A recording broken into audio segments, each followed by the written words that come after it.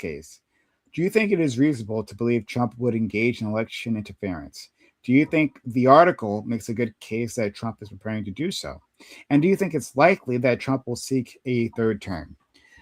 So to be clear, there's two different things, two different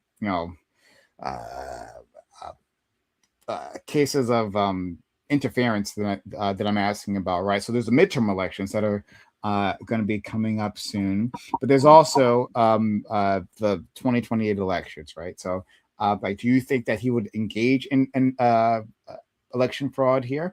You think he would? Well, a question that hasn't I didn't ask, right? But do you think even voter purges are is a problem, right? Because many Republicans have made the case that see the voter rolls are filled with ineligible voters or dead people, and people are voting twice and stuff, right? So if you believe that, then purging the rolls isn't uh, uh, interference, right? It's just like good governance. So I guess we should define that as well. But yeah, so I want to see because this keeps coming up, right? We dance around this subject every so often. I want to see where people are at. Do you really still believe that? Is Trump likes to joke? He likes to make all kinds of jokes about what he'll do in the future. You know what I mean? All kind of crazy, right? But is he just joking, or is he serious? So yeah, we'll cover all that. Start for our friend Lactoid, work our way around. Do you just want to do intro or introductions, or should we do also the Opening topic? statements. Yeah, opening statements and intros. Gotcha. Yeah. Lactoid, you can find me at Lactoid TV, Twitch, Twitter, and YouTube. Um, so my position on this is that the article is, I want to call it bunk, but the thing is, the article admits basically throughout the entirety of it as to why the fear, the kind of initial fear mongering that the title and the initial introduction paragraph stoke don't actually mean anything and don't actually follow through. So we can just address, I guess, the straightforward thing. So the article appears to, really focus on, I think, three major kind of sources of potential interference in the midterms, which would be, federal thugs coming down and messing with voters, asking for voter rolls, asking for proof, et cetera, and that this could create some kind of deterrent or fear amongst voters.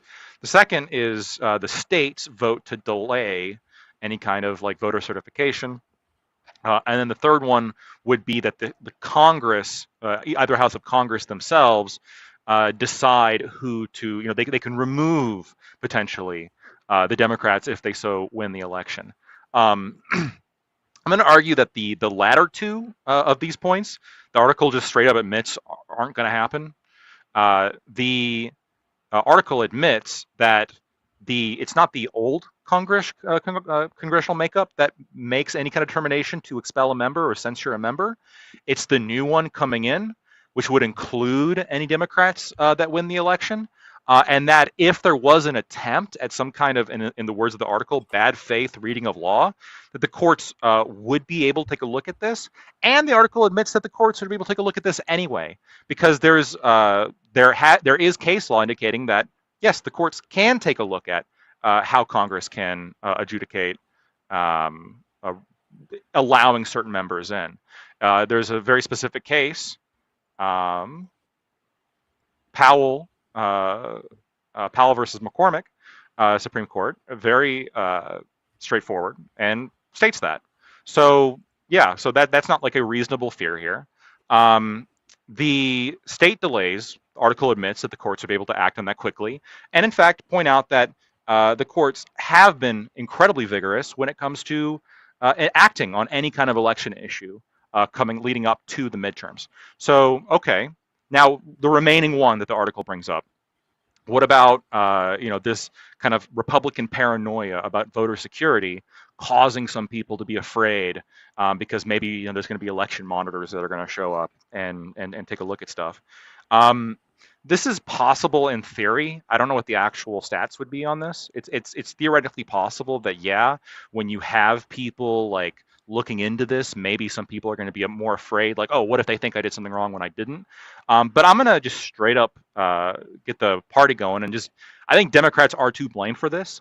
In March of this year, there was a continuing resolution proposal to add photo ID as a requirement to vote. This was proposed by Senator John Husted of Ohio. And despite the fact that Schumer said that he was in favor of voter ID, the kind of voter ID that was included here on this amendment, which he's going to deny that, but when you look at the actual amendment, it's very straightforward and very simple. Him and the Democrats voted against it. So you have them saying one thing but doing another. They're saying, yes, we support voter ID. The reason they're saying this is because 83% of Americans support voter ID. But then when it comes time to actually vote on it, to actually create the confidence around elections to discredit any kind of election paranoia, they just refuse to do it. Despite there being no serious evidence that voter ID would cause any kind of like significant issues voting for any one particular demographic. It's not there. So why? Why is it the case? Well, unknown. Part of it maybe they're trying to appeal to a specific interest groups, voter bases, perhaps. I don't know what it is, but those groups are comparatively very small compared to what most Americans want, 83%. And then broadly, I mean, besides this one specific incident, which I think is like the most egregious of what's going on, like why can't you just back voter ID? It's the simplest thing. I mean, generally speaking, ballot harvesting, I think, has issues that Democrats are refusing to address, and some reasonable limits on mail-in voting. I voted by mail. It seems to be like surprisingly easy. If I was so criminally inclined, I probably could like do fraud on this and probably get away with it. I don't know. It seems like a little bit of like a potential problem there that could generate paranoia around the elections. Yeah, just be serious if you don't want people to be skeptical or be paranoid about elections, and pass simple safeguards, especially ones in which 83% of Americans support. Finally, Democrats pose the actual threat with the threats of packing the court. I don't know if you guys saw Kamala Harris recently came out and talked about openly, very openly now, she's super on board with court packing, abolishing, less concerned about here, but abolishing the Electoral College. We have DSA members winning the Democratic primaries in some specific states, calling for abolishing the Senate. All this, pretty crazy shit in terms of upheaving a lot of established election order. So yeah, I don't know. I think that this article is like a total rage bait kind of bullshit on the first title and first paragraph, and then the rest of it basically admits why actually there's no real threat. Kamala Harris came out and said she's afraid for court packing. Well, she's hinted at it before, but now she's full-throated about it. Yeah, I think she said we need to look at the Supreme Court again. I don't think she specifically used the word court pack, did she? She's talking about expanding the court. So I understand you can infer, but I'm saying she didn't say like, "Oh, let's pack the court." I think she said we need to expanding the court. Yeah. Expanding the court is court packing. That's like by definition what it is. I don't think she said expanding the court. I think she's like I said. I think she said we need to reevaluate the Supreme Court. I think is the quote. No, she said no. Raise it to 13. Hold on. Are we in open already? We're in open. No, I remember we're in which cause. Here, I don't know if you support this. CNN, known conservative news outlet, quote: Kamala Harris says the U.S. Supreme Court should expand to 13 justices. Okay. This was at the very end of July, July 31st. Well, maybe it's a reason to actually like Kamala Harris. Wow, amazing. One of those. It should be far more judges. Okay, let's go to our friend Tiberius. And Tiberius, happy to have you. Thanks for coming on.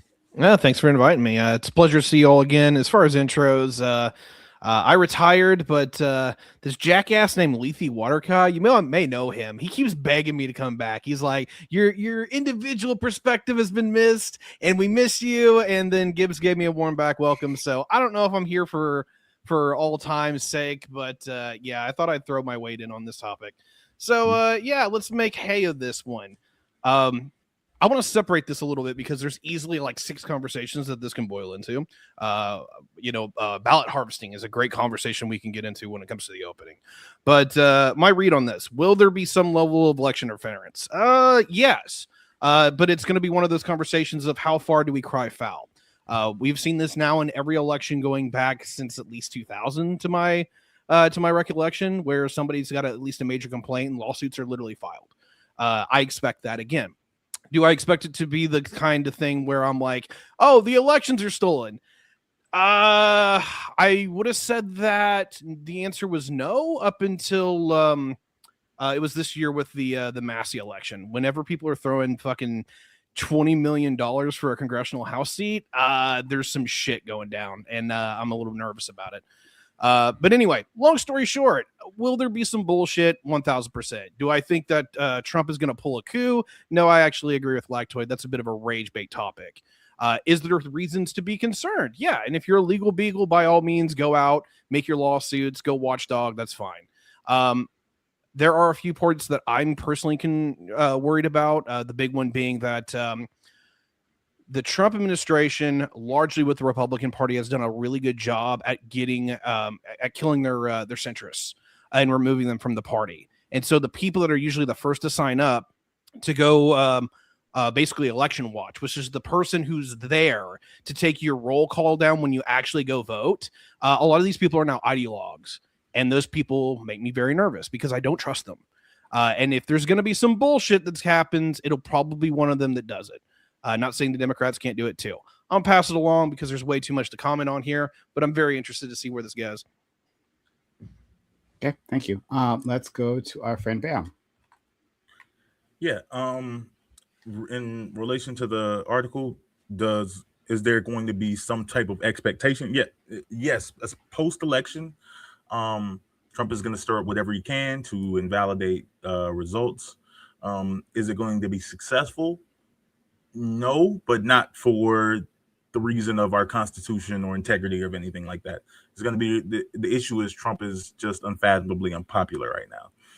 The Republican Party, I mean, we can look at how elections were ran in 2024 versus how elections are being ran right now. In 2024, Republicans who are running for House seats and Senate seats ran this like, get me to Washington so I can do what Trump says. Like that was their thing. They was like, Trump is so good, I'm going to be an extension of arm for Trump, and I'm going to, run in favor of him. They didn't have to advocate for anything. Now, if you're watching the way that candidates are running, they're not running on Trump good. They're running on get me into Washington, or you're going to have a socialist in there, or this person's a crazy communist, or if they're not a crazy communist, this person's not disavowing the crazy communist in New York or in Michigan or whatever. They're in favor of, they're not hating this other guy, so you have to put me in there to stop the communists. Trump may not be good, Trump, things may not be perfect, but we got to stop the commies. So similar to what we've seen through all the like special elections and stuff. Oh, I promise you, best believe true socialists are going to be going crazy. As the election results come in, there's going to be tons of Republicans going on every news platform they can find and saying that, like, isn't this just kind of weird? Like, we can't trust these results, blah, blah, blah. And like, they're going to be attempts. But in reality, the actual people with power are going to try to move to whatever the world looks like post-Trump. They're still going to outwardly support them, and they're going to say, I trust the president, things like that. But they're mostly checked out on him now. They're trying to figure out how they can survive post him. Okay. Let's go to our friend Waddell.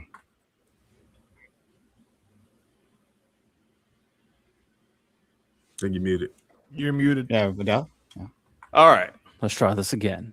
I think the important thing when it comes down to this conversation is, one, what the article is trying to elicit, and then, of course, the overall concern of what Trump and the administration will potentially do.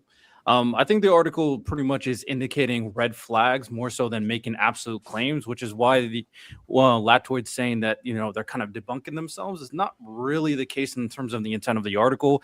It's mostly about the fact that they are concerned about potential things that the Trump administration can do.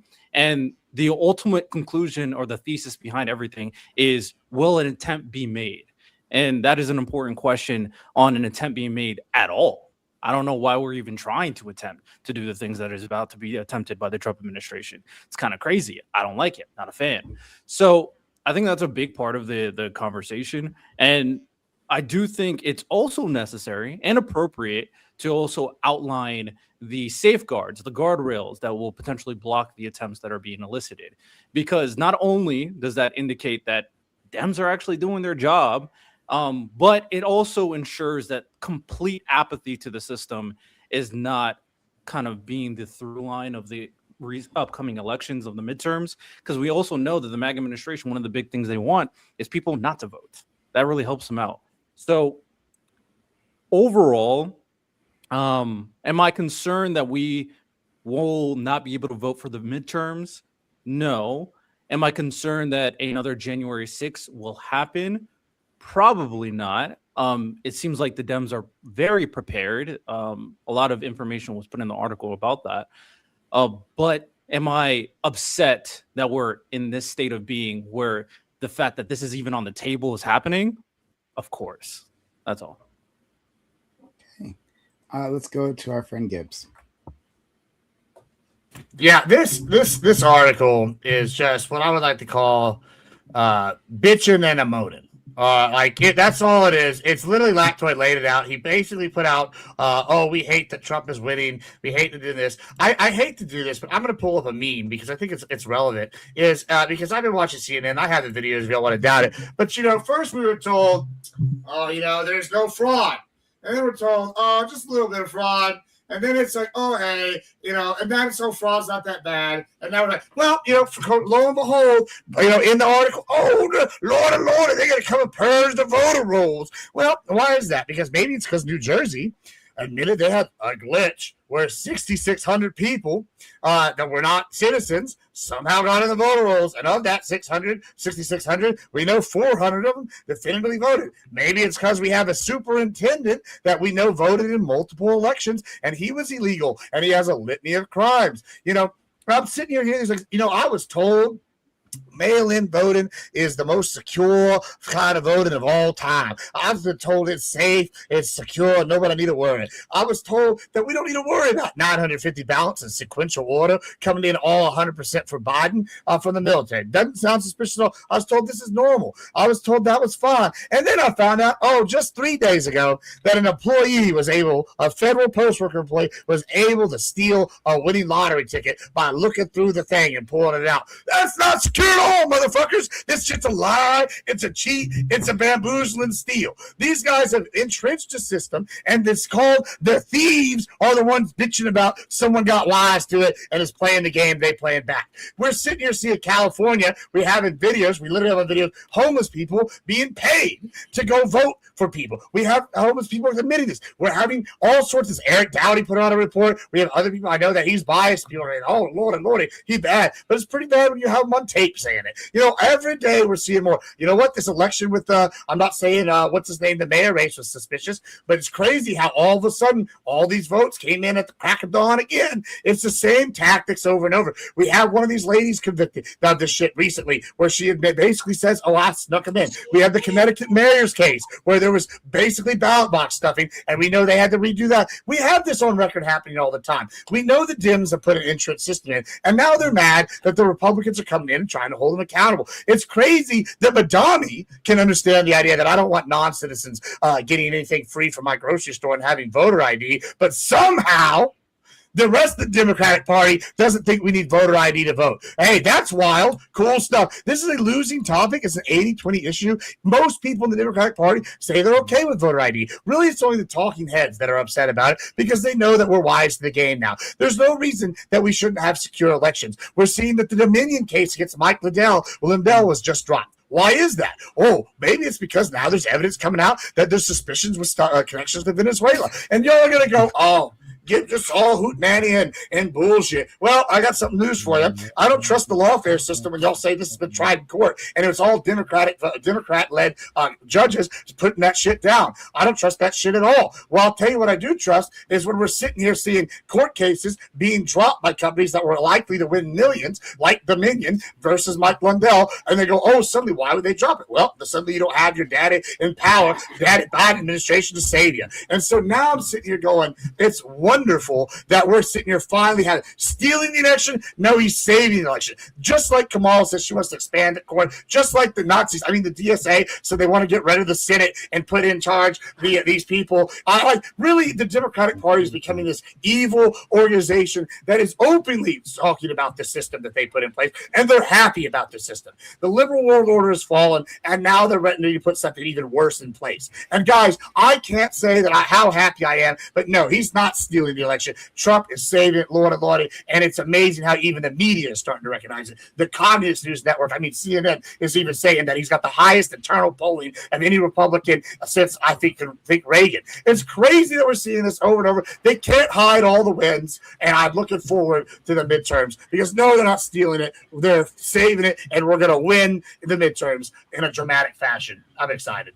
He's above Reagan, by the way. Oh, well, who am I to sell him short? Sorry, go ahead.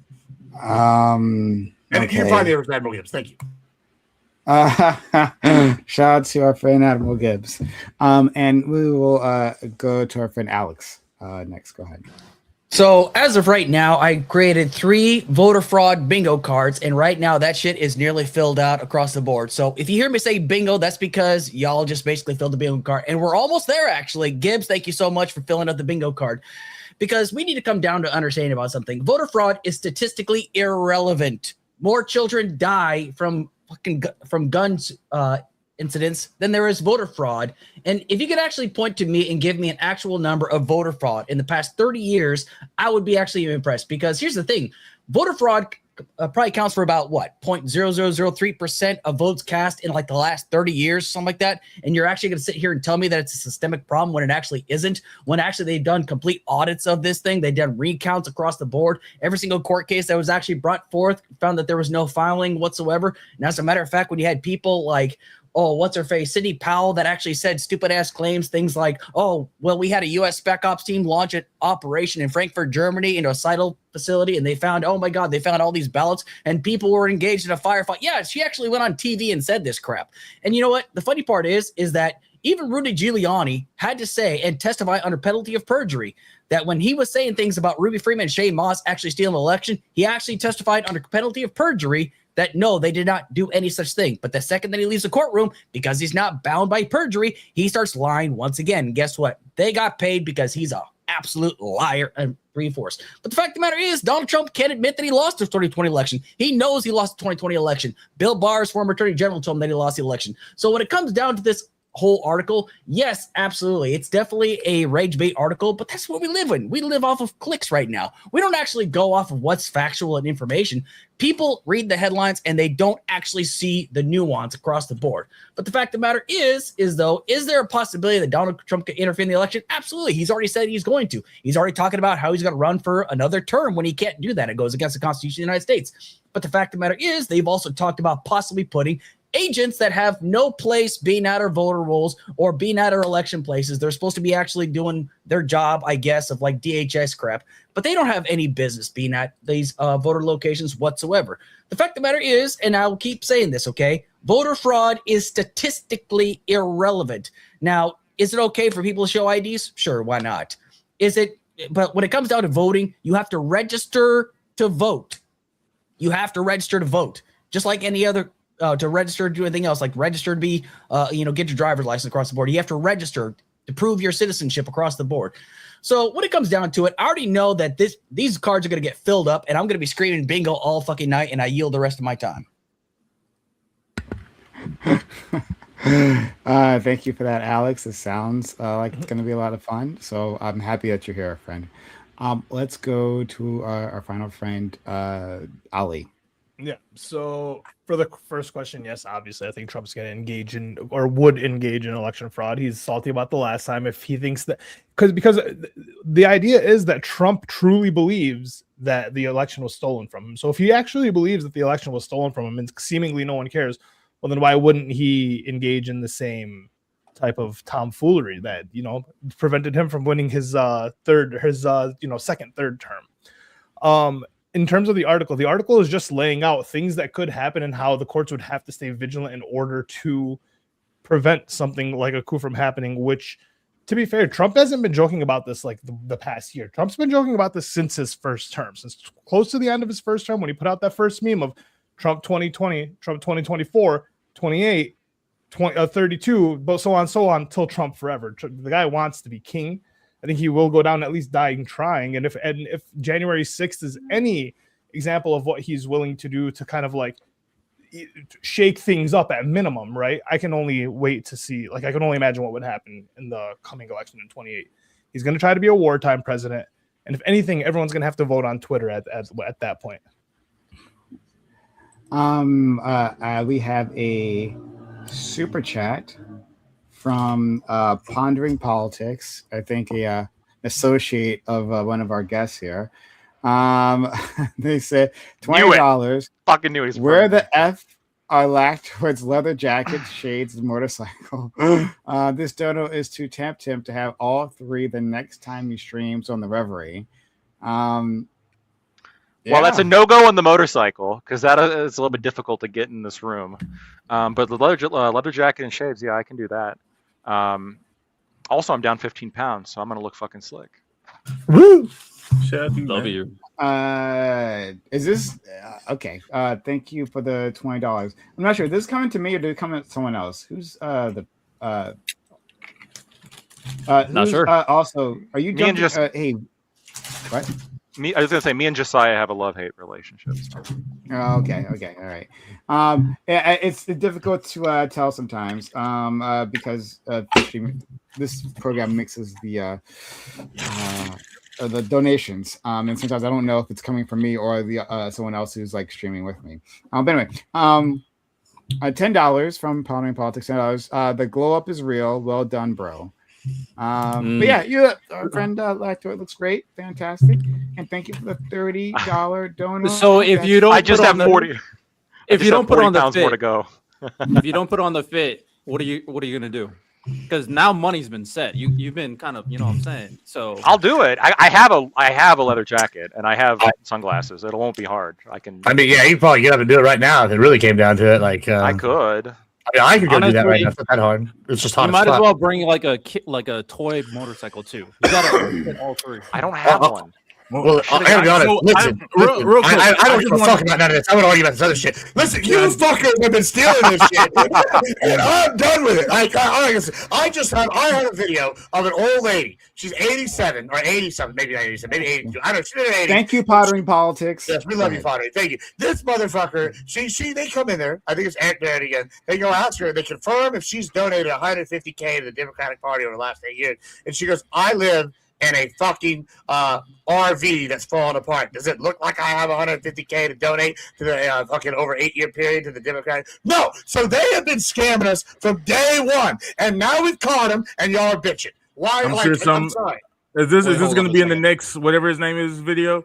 But I think Nick Shirley. Nick Shirley, yeah, he's fighting the invasion of Spain right now. I bet. He's busy. The issue, the sweat invasion.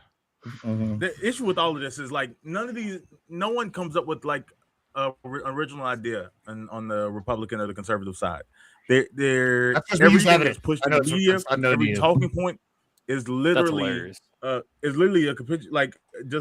reverberation of what Trump says on Truth Social, what he comes out and states, and then that like just becomes fact. But it's like it's been proven so many times over what relate to this man's ego that he just lies. Like again, it just comes back to like he just makes stuff up, and now we have to pretend that it's true. We have to pretend that it's fact. And the unfortunate reality of like the voter fraud stuff is, well, I mean, we can prove it's not true, but it's like it's hard to prove. It's hard to prove a negative. Like so, yeah, you can't prove that they're not stolen because he didn't win. And that's why you put safeguards in place. But that's what I would say. I was gonna point to that. Like that would be one thing if you said that, like, oh, okay, if we actually did these safeguards that you believe in, then now like everyone, then that actually changes how people feel. But it doesn't. In the 2020 election, people had massive issues with the regards of voter security in the state of Georgia. Why? Because Donald Trump made it an issue to have the issues with voter security in the state of Georgia. And the state of Georgia follows whatever protocol you would want to place on a national level. We have voter ID. We have strict rules related to mail-in voting. Like all these things, they didn't matter because Trump lost the state. And in the party itself, it wasn't just like it wasn't just him top down the entire state. Like they went and invade. They raided the state of Georgia, Fulton County. So like these things don't help. Because y'all were hiding shit. Oh my god. Well, hold on. I want to address specific. Like, I'll build a bridge. Like, I would agree with you that there are going to be some objections made that I wouldn't agree with, and there's going to be some objections made that I think are based more on just kind of feels or like partisan split, as opposed to like an actual tangible, like I guess, fact pattern. That's fine. But like for me, like, and I think what the article is sort of aiming at, it's trying to identify very specific things that could happen based on like what factually can happen, what legally could happen, and I'm sort of doing the same thing here when I'm pointing to why Republicans do have this concern about election security. To me, like, so there's a couple things, like you just said. All the estimates of voter fraud are wildly speculative. They're because if you get away with voter fraud, how the fuck do you get that data? And how do you even begin to estimate what percentage of people are engaging in voter fraud? There are attempts. A lot of these attempts that I've seen, that I've looked at, they seem to they make like base level axiom assumptions of like, well, we can assume that the amount of undetected voter fraud is somewhat similar to the amount of detected voter fraud. This is generally what they say about regular fraud as well. But this is an assertion. There's not evidence actually presented along with this. It's based on just meritless assumptions. Whether or not, and so the real question is, well, then if we don't know what the level actually is, maybe it is tiny, but we do have science that shows that voter ID increases trust in elections, which is what the problem is right now. We know that voter ID does this. This is a fact. Among both parties, it increases the amount of trust that people feel in an election, right? And if the concern here is, well, these Republicans don't trust in an election, and so because of that, and we can't exactly say how much fraud's happening, but because Republicans don't trust in an election, they might come down and like start, looking at voter rolls and investigating things, and we don't want that. Oh yeah, but we're in favor of voter ID, but then we're going to vote against it. Like you talk about Trump always lying. I mean, did Chuck Schumer lie when he said he's in favor of voter ID and then immediately voted down a clean CR, amendment that simply had a voter ID proposal attached?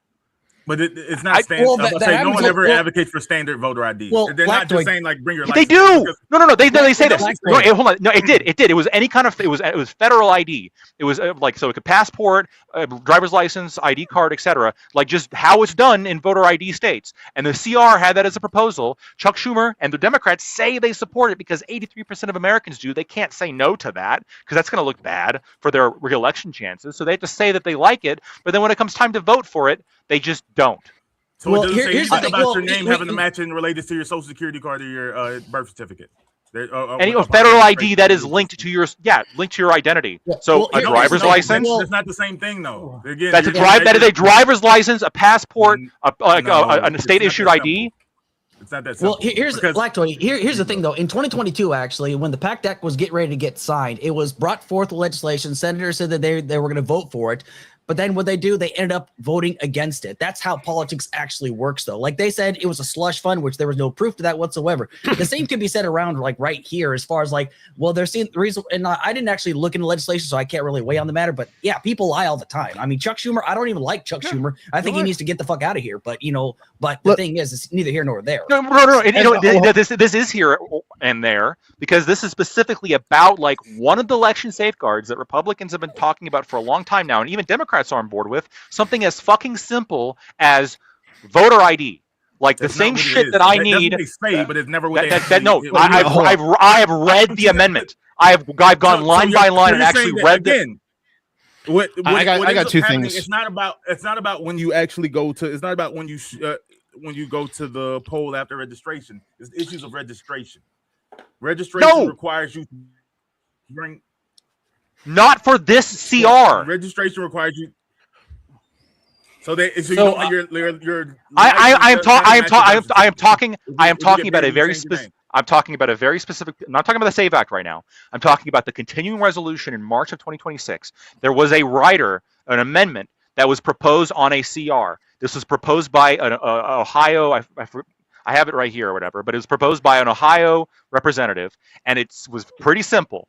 And he was open to having Democrats work with him on it, right? And we're not going to change anything. Like the amendment doesn't include other like fucking appropriations funding or anything. It's just simply straightforward voter ID, any form of federal ID, specifically like passports, state issued licenses, state issued identification cards, etc. That you would need that to go and vote. And By the Chuck way, Schumer and the rest of the Democrats voted against it. By the way, thanks for the bingo. By the way, Lactoid. I got in time. Wait, hold on. Yeah. What was the bingo? What did I say that was wrong?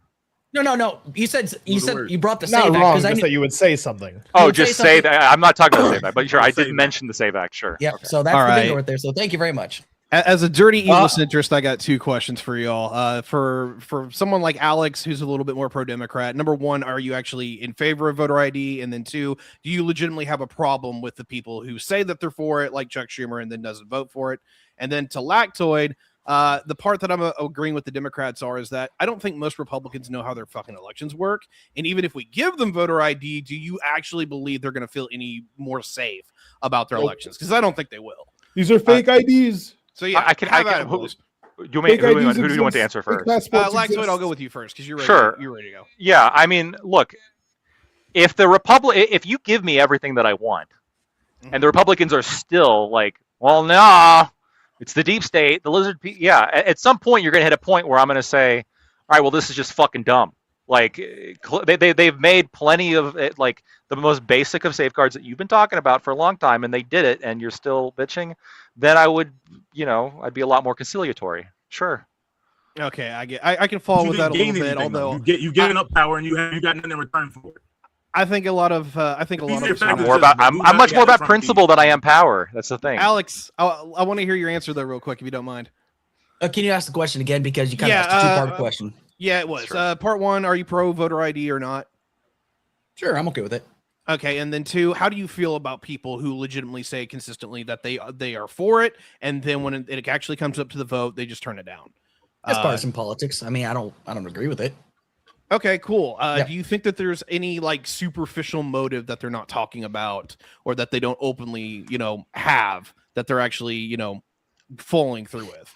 Well, I haven't really looked at the legislation, so I really can't weigh on the topic. But Sure. The biggest contention when it comes down to voter ID is because a lack of access to it, because the logistics behind on how they're going to get this established isn't there. That's been the biggest problem, because it's going to drastically impact certain communities when it comes down to having voter ID. Because like if you limit to a driver's license, that's one thing, but not everybody has a driver's license because not everyone can legally drive in this country. And then, but if you're saying, well, let's just break it down to like a simple identification card. Okay, so what do you got to do in order to get that? Do you just go down to the local DMV, the Secretary of State? Okay, so what if a person lives out in Timbuktu or lives out in Bumfuck, Indiana?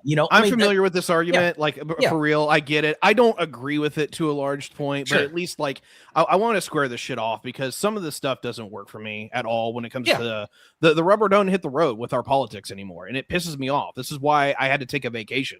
Is that like people say one thing, do something different. We've had that for a long time. So here's the part that I want to hit, and I'll punch right here for a minute because it looks like Gibbs wants to fight me. All right. How bad do you think that the Democrats are just lying, cheating, and stealing, man? Because like legitimately, if it's remotely as bad as the average Republican tells me it is, how is that like 30,000 people in fucking jail, man? Like I don't get this shit. Yeah, is that to me? Yeah, I mean, it's part of them all.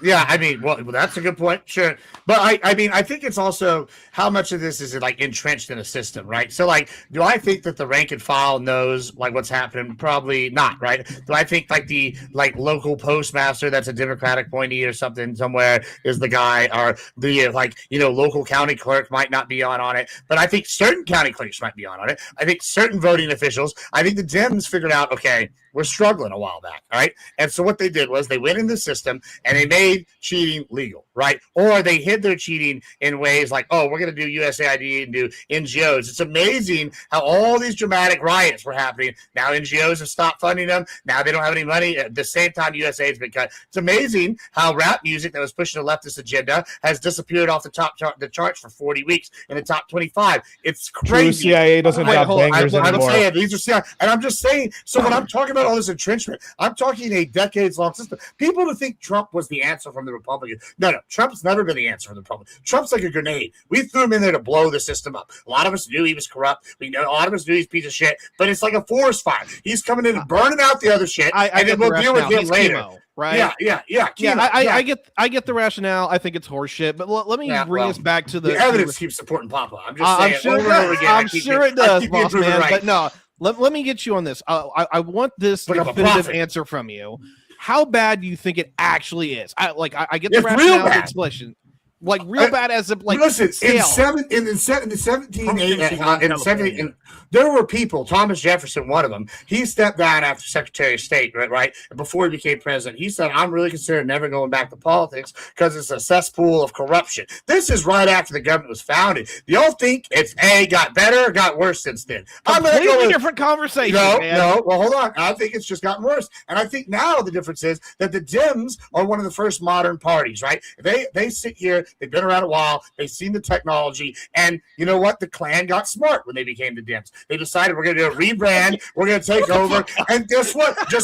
Now we're going to define what racism is. And we're going to make organizations where these bleeding hearts pay, like the SPLC, and then fund us. Right. This is the same thing. I don't care. I love you, man, but I just don't give a shit. I need a real conversation with you. How much more corrupt? That is a real conversation. I'll buy the narrative that the Democrats are horrible and corrupt and evil and they're going to steal fucking elections. All right, I'll sell you that one. The problem I need is like, how big is this? Like, it's massive. Okay, when I say massive, was it big enough to alter the 2020 election? Yeah, I think it's been altering. I think every election the Democrats won probably now in the last 20 years has been suspicious. I'm just saying. But where is your proof? We're finding it. It's amazing how New Jersey don't want to work with those voter rolls after they glitch around 6,600 nonsense. They haven't demonstrated anything. No, they already admitted 400 of them voted. They haven't proven anything, actually. Dude, we're talking about widespread voter fraud. We're talking about stuff that can actually people. That's massive. That's not massive. Hold on. That is not massive. Holy shit. I got to be honest with you. You might be retarded if you think that. Because if we go again, I love how we just keep fucking running his suck about these things, but he has no proof to back up any of his fucking claims. Instead, they're going to come out and steal the voter rolls. I tell you what, if we come down to Texas and steal the fucking voter rolls down there, I bet you would go lose your fucking mind on that one. Because the fact of the matter is, Texas is stealing elections too. Oh my God. Look at this is what happens when you put people like you're right. Texas are found Democrats. This is really productive. Very productive. I'm going to finish my point, though. No, but he's I'm going to finish my point. Yes, you can. You can finish your point, and then I want Alex to go. This is not stupid. Interject something go ahead as well. Yeah, listen, 400 people, just off the jump. That's why I posted this meme earlier. Is immediately and essentially a massive steal. When you're in small counties and you're in cities, local elections are stolen in the margins. Hundreds could be a massive thing. This is what's happened. CNN said there was no voter fraud, and then it turned into there's just little voter fraud. Then it turned into voter fraud's not what it means. All this shit. We're seeing this over and over again. They're changing the story. So first there was none of it. And we're finding examples, anecdotal ones, all over the country now. We're seeing all sorts of key people doing this. And so when you're sitting here going, where's the proof? I'm saying we're finding we're just started. Why is a state that's got 6,600 people that were put on there as non-citizens accidentally not wanting to purge those rolls? That's somebody, listen, they admitted they were wrong. They should purge the rolls. Why is this controversial? Why are we seeing when we see ballot harvesting in California that they're not purging those rolls? Oh, it's all fine and dandy. But Alex is going, there's nothing to see here, brother. And while they controlled the media and they controlled the courts under the fucking last few people, it's suspicious as hell. Well, they are purging the rolls. They're purging the rolls of the people that voted. Yeah, they're purging the rolls of the fucking facts of the matter right now. They're hiding them and burning it so that we can't take a look at it. Wait, you said they weren't purging the rolls. They are. They're purging the records of their misdeeds if they're doing anything. Oh God. So you're not. So you're just yapping. No, I'm saying they're not purging them like they should be, and if they are doing it, trying to cover the. So they are purging purging He's them, spitting. but they're That's what not he's doing, purging them. Okay. I mean, the truth. You just don't like it. What are we? What Let's are they go to- doing? Are they not purging them or are they purging them, bro? They're not Let's go purging to- and they're covering their crimes. Let's go to Alex. And You then didn't we'll see go the to meme, Bam. Riddell? So- and You know I'll what? jump in. The meme I cooked got me, more. bro. I got I'll more be memes. honest. I got more of them. Don't worry. So again, All right. okay. So first things first, I'm not CNN, so I'm the I don't even realist. fucking I don't even fucking watch CNN. But the fact of the CNN's matter more is, reputable. I don't give a shit. Okay, you can say what you want to, but you're just talking trash right now. Okay, so even the Heritage Foundation even said 1,600 documented cases of election fraud or election-related offenses. 1,600, Gibbs. 1,600. Holy shit, dude. That's a fucking massive, widespread fucking voter fraud. This is the Heritage Foundation. I'm just saying- Documented. Yeah. But the thing is, though, that is proven cases. But that Extrapolate from actually, there. Yeah. But the thing, When they caught them. no, but that proves that the system's fucking working, dude. That means it's fucking working across the board. How does Because that prove that the it system's proves working that across the people have been board? caught. It means people have been caught. What Lactoid. percentage of people have been caught? What does it fucking matter? I get doesn't it. Because if it's 1%, then the system's not working. It's 0.003% of the people that have been proven. How- God damn it! How do? No, Hold on. okay. Yeah. But This your is- fucking this- no. but this the is thing not how this you're works. You're making speculative arguments with no. No, fucking you proof. are. What- You're no, making I'm speculative telling- arguments. Dude, I'm telling you what the source is coming. It's coming from the Heritage Goddamn Foundation, dude. You're I'm pointing to fucking- the documented cases, not the Yes. undocumented Oh, cases. So now everything's wrong. Like all the fucking voter fraud, That's voter not- fraud, and stuff like this. The what specific. point No, are no, you the trying to specific. make, Lactoid? Okay, What? here point are you trying to I'll make it very clear. You pointed to the Heritage Foundation talking about documented voter fraud. I'm simply pointing out that pointing to documented voter fraud is not sufficient to prove what the actual scale of voter fraud is. So you want to go in? Okay, so you just don't want to live in the world of hypotheticals. Like, well, there could be voter fraud. Like, what argument are you trying to make? Dude? Yeah. Hold on. Yes, some people will get away with fraud. That is my statement. Is it crazy? No, it's not crazy. But the thing Okay, is, you have to prove- then why you have don't to we- prove- then- you have no. to prove the fraud is there. You can't prove what's not there. Not if we can't find it because it's What undetected are by you looking definition. for? But the thing is, There's okay, fraud where, in okay, everything, where, but- okay, no, where, okay, Wait, show, okay, Lactoid. okay, Lactoid. It doesn't Show mean me anything. where It the new doesn't voter mean fraud anything. is. Show me where the It new does. voter fraud is. Listen, I can't show you what is undetected. Exactly. Oh, you can't detect what the fuck? That's So, what, wait, why that, can't you that detect is it? why Wait, that is why can't why you detect you it? put safeguards. But oh my fucking god, dude! I I- already told you that it's statistically irrelevant. Doesn't that prove the system is fucking working?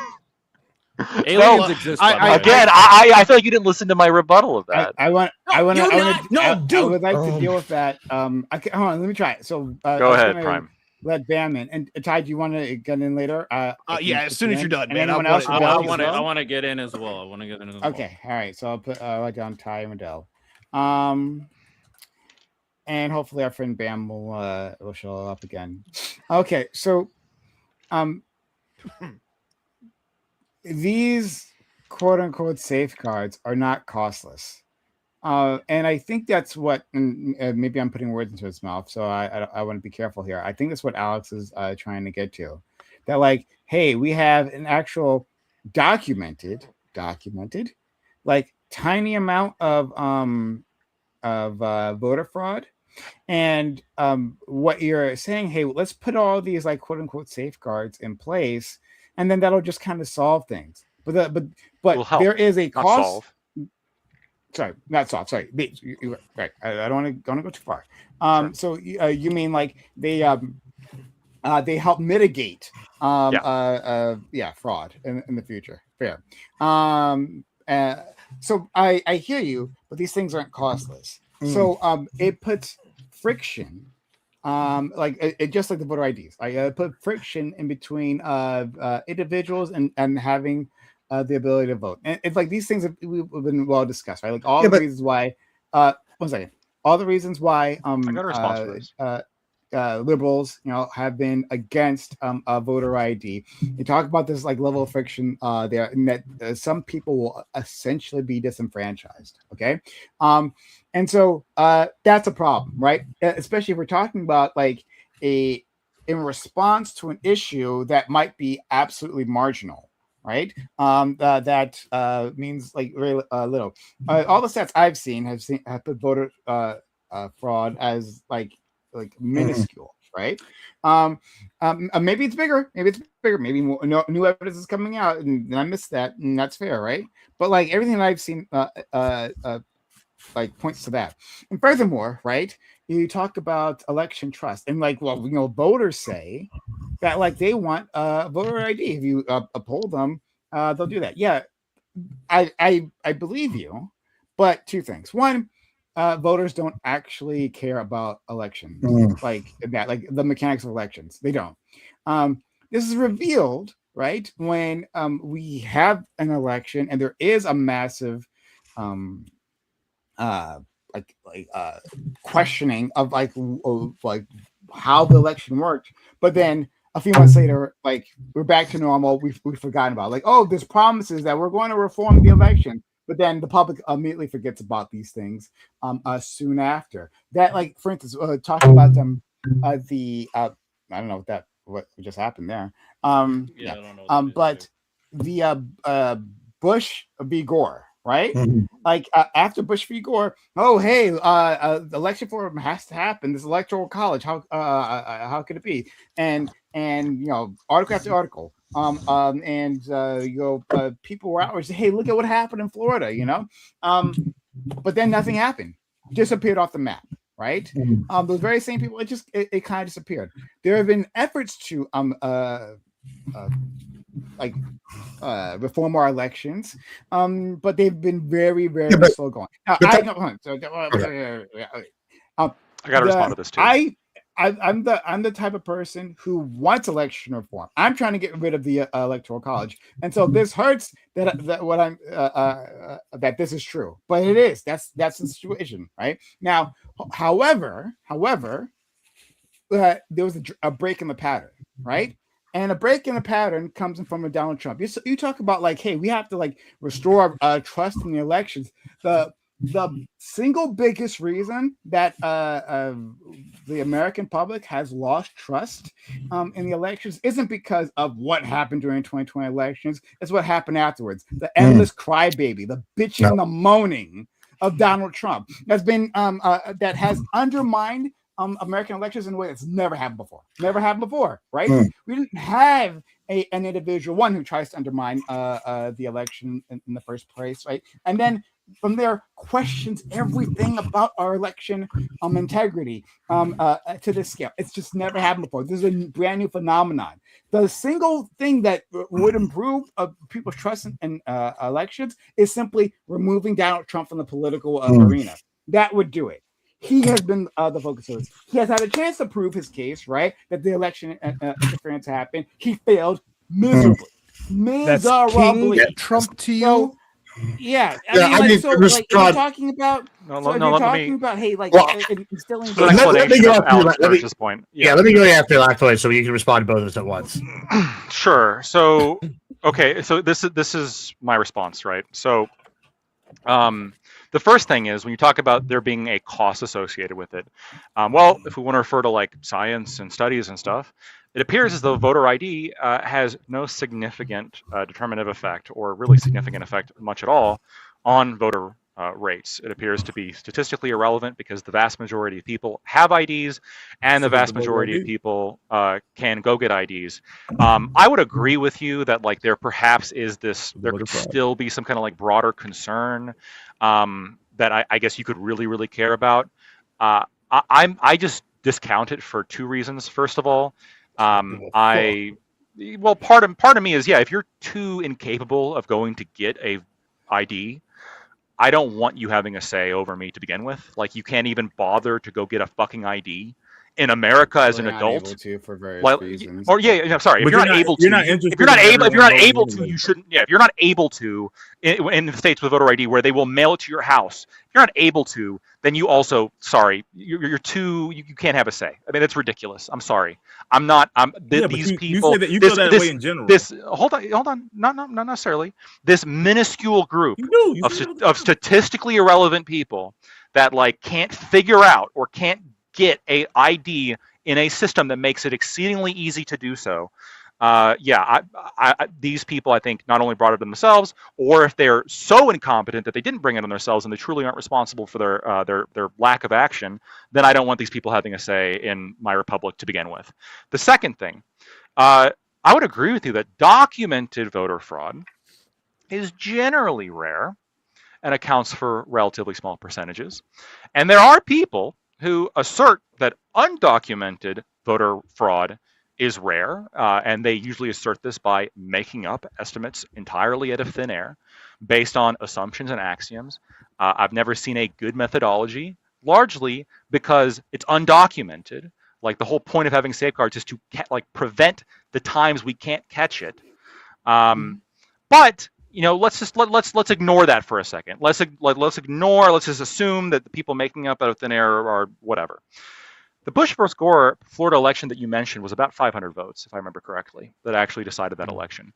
As a percentage of Florida's population, that's 0.0021%. This is below even the estimates of the making it up out of thin air people are putting it in terms of the potential undetected voter fraud.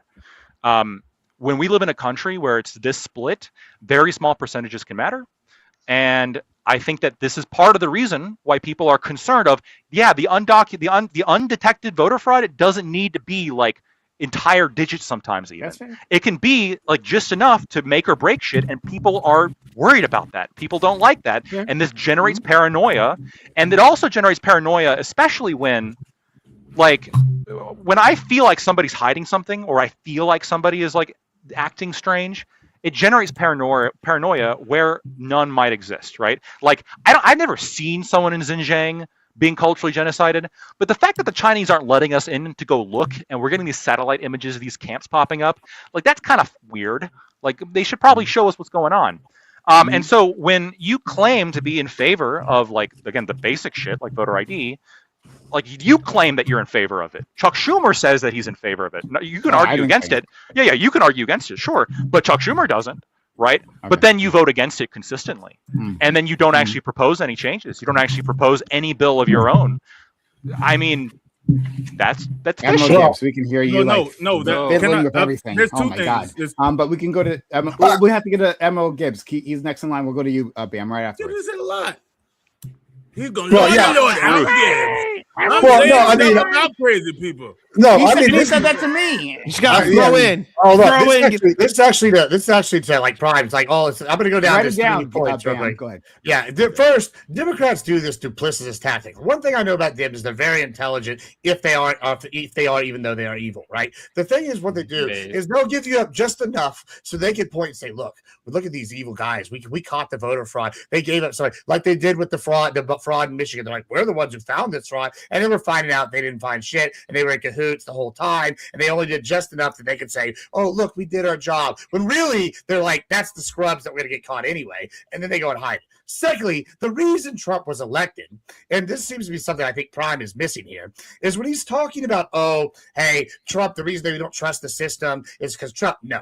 Wrong, inaccurate. Trump was the answer to the neocon, neo-lib alliance, right? The uniparty. He came in 2016, and he won enough of the neocons over that he's going to go in there, and he worked with some of them, and it didn't work because guess what? We had people like Bolton, and the Dems are all too willing to suck on Bolton's cock now that he hates Trump. But then when he was with Trump, he hated him. And so when they're sitting here going, oh, it's this thing, the uniparty, he had to fight both the neocons in his party and the entire Democratic Party his first term. So when he comes into second term, he now has people throughout the country in different positions of power that believe in the MAGA movement and believe in what he's thinking, and they want to actually disrupt what the system that has been entrenched. And so when Prime, you're going, oh no, they didn't trust the elections. The whole reason they voted for Trump is because they didn't trust the entire system to begin with.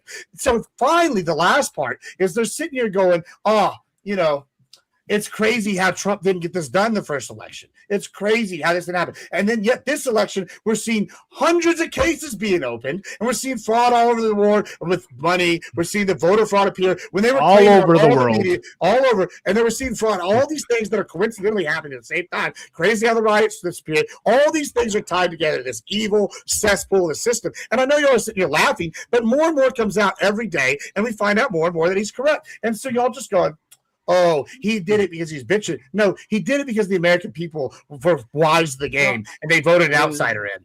Hey, you want to call corporate Democrats evil? I'm with you. I'm Sure, on your good. side. I'm not Yeah, on tag your team side. on that. But all you damn agree, day. though, that, like, Don't he's worry, not- I'm down about you. You agree he's got outsiders in now as opposed to using the neocons like Bolton the first time, right? For the most part.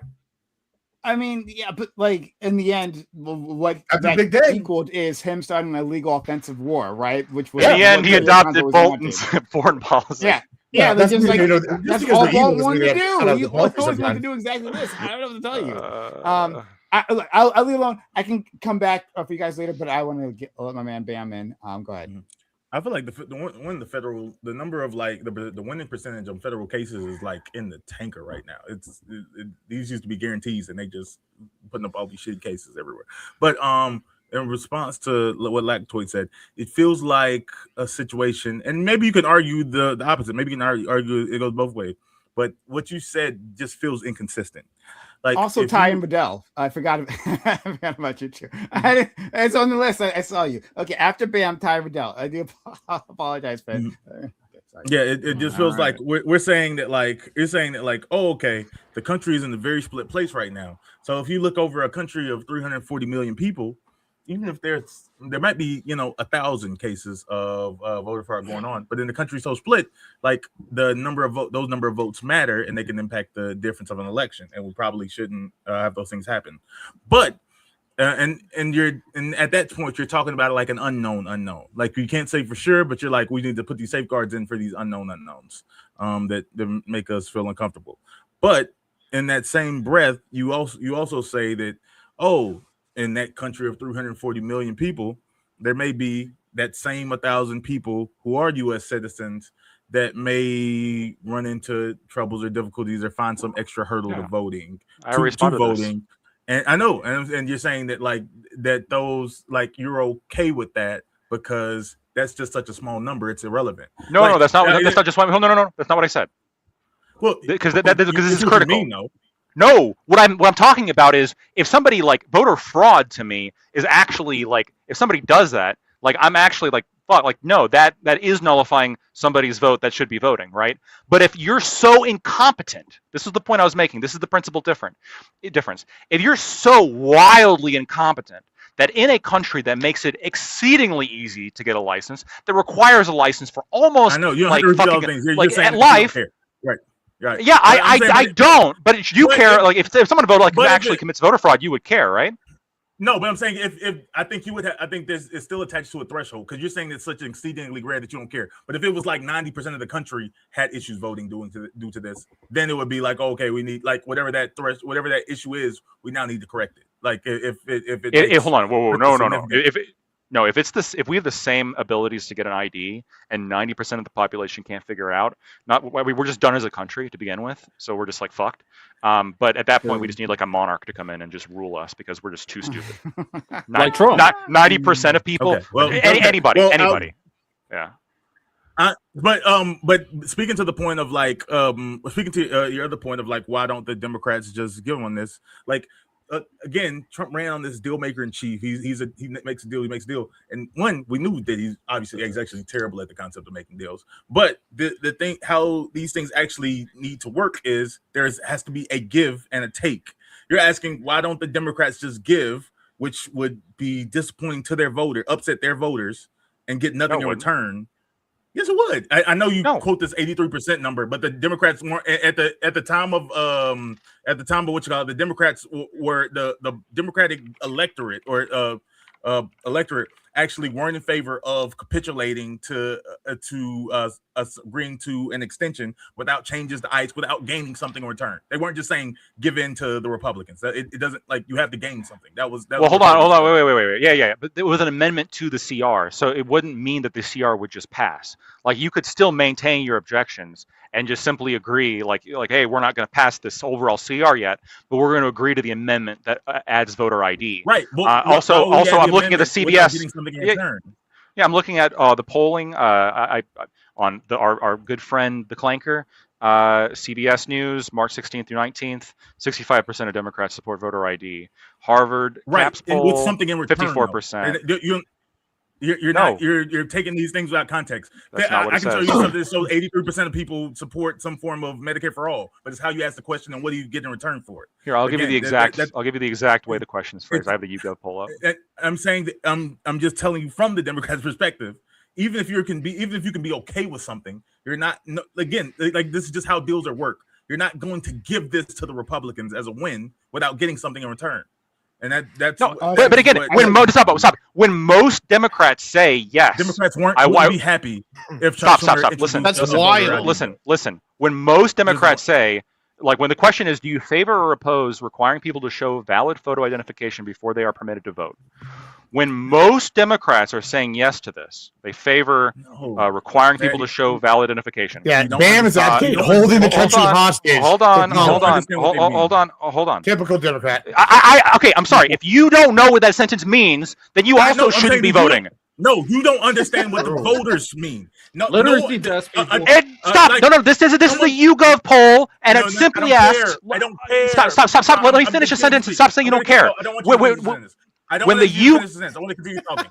I don't want you to finish the sentence. You're right. They're actually all evil geniuses. They say, no, I actually don't want it. I want you to ignore it and not propose anything. Which Chuck Schumer didn't negotiate that. Did Chuck Schumer try to get something from that? No, because there's nothing. That's not what Democrats want. The Dems don't care what you want. You heard it here, guys. There's a reason. I'm gonna let you finish, and then I'm gonna respond. I disagree with that, by the way. If this was a popular opinion, then Democrats running, even moderate Dems running for re-election would be running on voter ID. It's not popular among Democratic voter electorate to add extra steps to voting right now. There's a world in the future where we can be okay with some version. It's not advantageous to the party while getting something in return, but it's not a pro-Democrat issue right now. It's voting on adding because obviously, if they're state voters, they're not going to fucking get elected if you have to use IDs. Okay, no, let me. I mean, that's pretty obvious, man. I can't help you with that. True. That's okay, not. let me respond on a couple things. The first thing is Chuck Schumer did not attempt to negotiate this and get something in exchange for voter ID. Because it's a total out. He simply hold on. He simply voted it down in terms of the CR resolution in March. Secondly, the way that the poll that I'm looking at phrases I don't care it what this is, poll says. You don't understand. I don't care if you care. I'm making the case to the audience now. Okay. Yeah. I'm making the case to the audience. You don't care. I get it. You don't live in the world of fact here. Fair enough. I'm in the world. So when YouGov yes, when YouGov sends out a poll, and I ask people to identify what political party they affiliate with, and then it asks them a series of questions, and it finds that most Democrats agree with a very, very clear sentence. They agree with voter ID. What this means, okay, maybe it's not as high up. Maybe it's not as high up on their priority list. Maybe they're more in favor of late-term abortions. Who knows? But they are overall in favor, if given the choice. They are overall in favor of voter IDs. So much so that Chuck Schumer himself says that he's in favor of voter IDs. And the Democrats themselves, the elected ones, they say they are in favor of voter ID. These people say it. And so, no, stop, please. And so, when you have most of the base saying it, yes. When you have the actual the political establishment, the actual elected people saying yes, this idea of you saying, well, they don't really want it, then they're all a bunch of liars. No, like there's no political will for it. There's no political will. What do you mean there's no political will? They could have just voted yes. They could have just voted yes. You're a Democrat. They could have just voted yes. Like what? Find a Democrat that wants it, that's advocating for it, that's saying that, like, yes, I want voter ID. They all said Chuck Schumer. No, Chuck Schumer said yes. But he's going to. They're not out marching for it. That's not the standard. Do you know a real person? So Chuck Schumer's not a real person? The Senate Minority Leader? We got to move on. We got to move on. To our friend Ty and Riddell. Yeah, that conversation was wild. I'll try to piggyback off of this a little bit because there's about 6 different things I do want to say, but I do find it very odd from my perspective that the Democrats like to say this one thing and then do something different kind of conversation, and this is very much Lactoid's point, and I have to agree with them. Like, it's really weird how You guys have a very unpopular opinion with this, and you guys are trying to use it as some kind of like political leverage. I would dump this issue if I was a Democrat. Like, just popular among Democrats. I don't give a shit if it's popular among Democrats. It's popular among the country, and you're taking L's for it. Tweet's point is they don't use it as leverage, right? Yeah. So they're saying they want it, they don't use it as leverage, and I'm arguing with Lactoid here. The reason why is because they doing something shady, and so obviously they're not going to always shut it down. When I didn't ask for your opinion on this yet. All right, look, well, I'm trying to actually get more to what Bam's getting at, because it's like I don't get this. Like, I think from my perspective, and granted I'm biased as fuck, that this is just an L for Democrats, and they need to give this shit up. Because it's not helping them in any way. Welcome to the Republican Party. Well, yeah, just give me 10 minutes to kick me out again. All right, just shut up. Okay. All right, here's the other part. Attacking the Republicans, a lot of this shit just comes off as Schrodinger's election shit or election fraud to me. Like, until you all prove it, like you've got people convicted, and you can say, here's 1,000 new cases from 2020. That is legitimate. We've convicted these motherfuckers. I don't believe y'all, because here's the reality of my wonderful opinion. My biased source here is that I don't think the Democrats are evil. I think they're just fucking incompetent.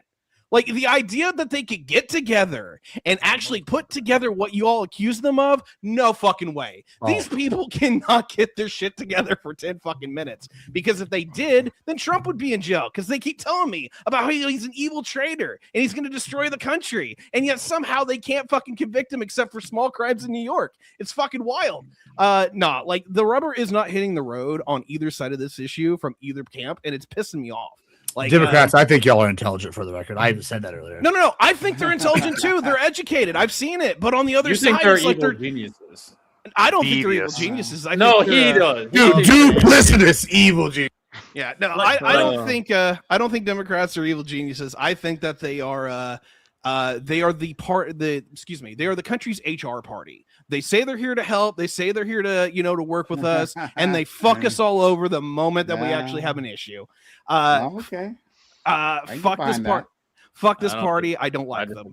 Anyway, do you think I like the HR party analysis? Wait.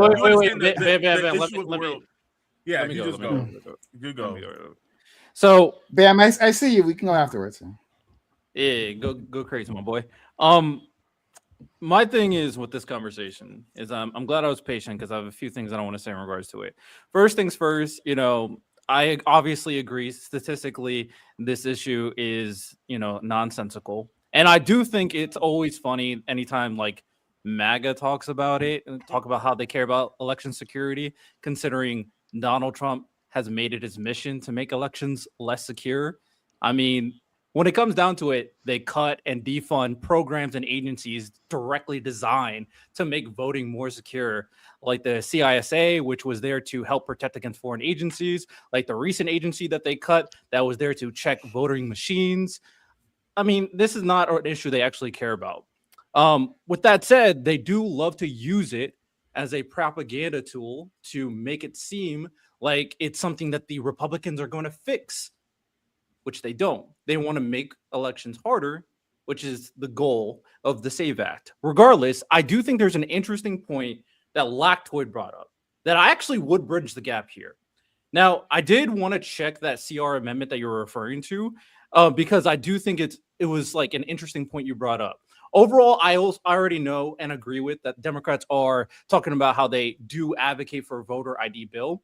And I do think a conversation a little bit later on that is worthwhile having is implementing a national voter ID, which I would be an advocate for. And I'm also not antagonistic to the idea of voter ID in general. They have it in my state, Ohio, which is the place that Husted, the guy you were talking about, was putting out voter ID. However, in the conversation that took place in regards to the amendment, their argumentation was that if we implement what we're implementing, it doesn't encapsulate the full threshold of people who are qualified as a citizen to vote. The two things that they brought up was student ID and tribal IDs without an expiration date. So in that sense, you could argue that this is not good enough, but it's hard to really calculate the full numbers. But there are a lot of very, very young people who do have student IDs that don't have, a state or driver's license or something like that. Now, if you don't buy that argument, they could get one, But if they don't have it currently, and if they're not in the state that they live in, it's going to be a little bit of an arduous process. Now, you could argue that it's not good enough, but then there's the potentiality that millions of people won't be able to vote because of the process that was initially implemented. I do think if we are going to implement, this is the bridge that I will build with Latoid.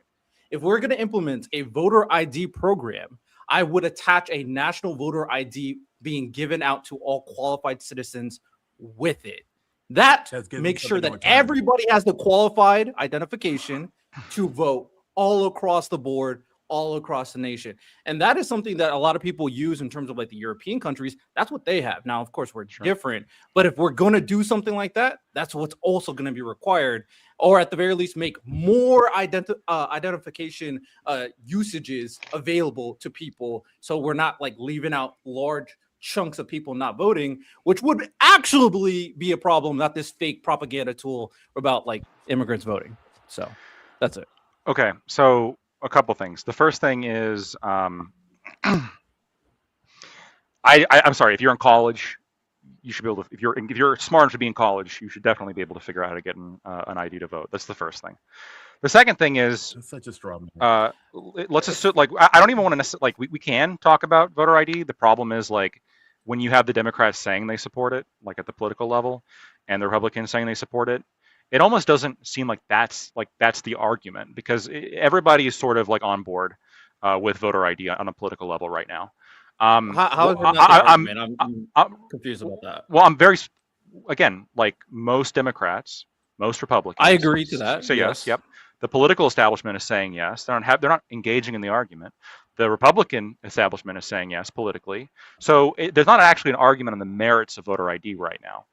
The question is, did Chuck Schumer the argumentation, the reason why they push back, which you understand, is that they don't want people not being able to vote because of the bear. No, that is a lie. Legit the argument. No, I don't. That's not right. That's the argument. No. They are lying, not you. They are lying, not you. Oh, okay. If this was genuinely the feeling of like, well, actually, these incompetent children, college students, we have to like we can't trust them to get IDs. So why do you accept that as an argument from him and not me here? That they're lying. They're lying. I've been saying they're lying the whole time, and he's like, no, only the last. No. He's following with that. He's following with a hypothetical. Like I'm saying, like or like I don't know the exact. Like, I'm saying here. I'm proving why. Because if Chuck Schumer was not lying, right? If he was not lying, if he was telling the truth, he would have tried to amend the amendment. He would have proposed a change. He would have said, actually, yours is good because it accomplishes what I said I want and what my base wants. Let's just do it this. Let's do it this particular way in order to encompass student IDs because we think that college students are stupid and they need help with that. Perhaps that is the these people who can afford to go to school. Yeah, I don't know. If that was the proposal they made, I would have an issue with that proposal on the merits. I would say this is fucking dumb. These are college students. Why the fuck are you treating them like a child, et cetera, et cetera, et cetera.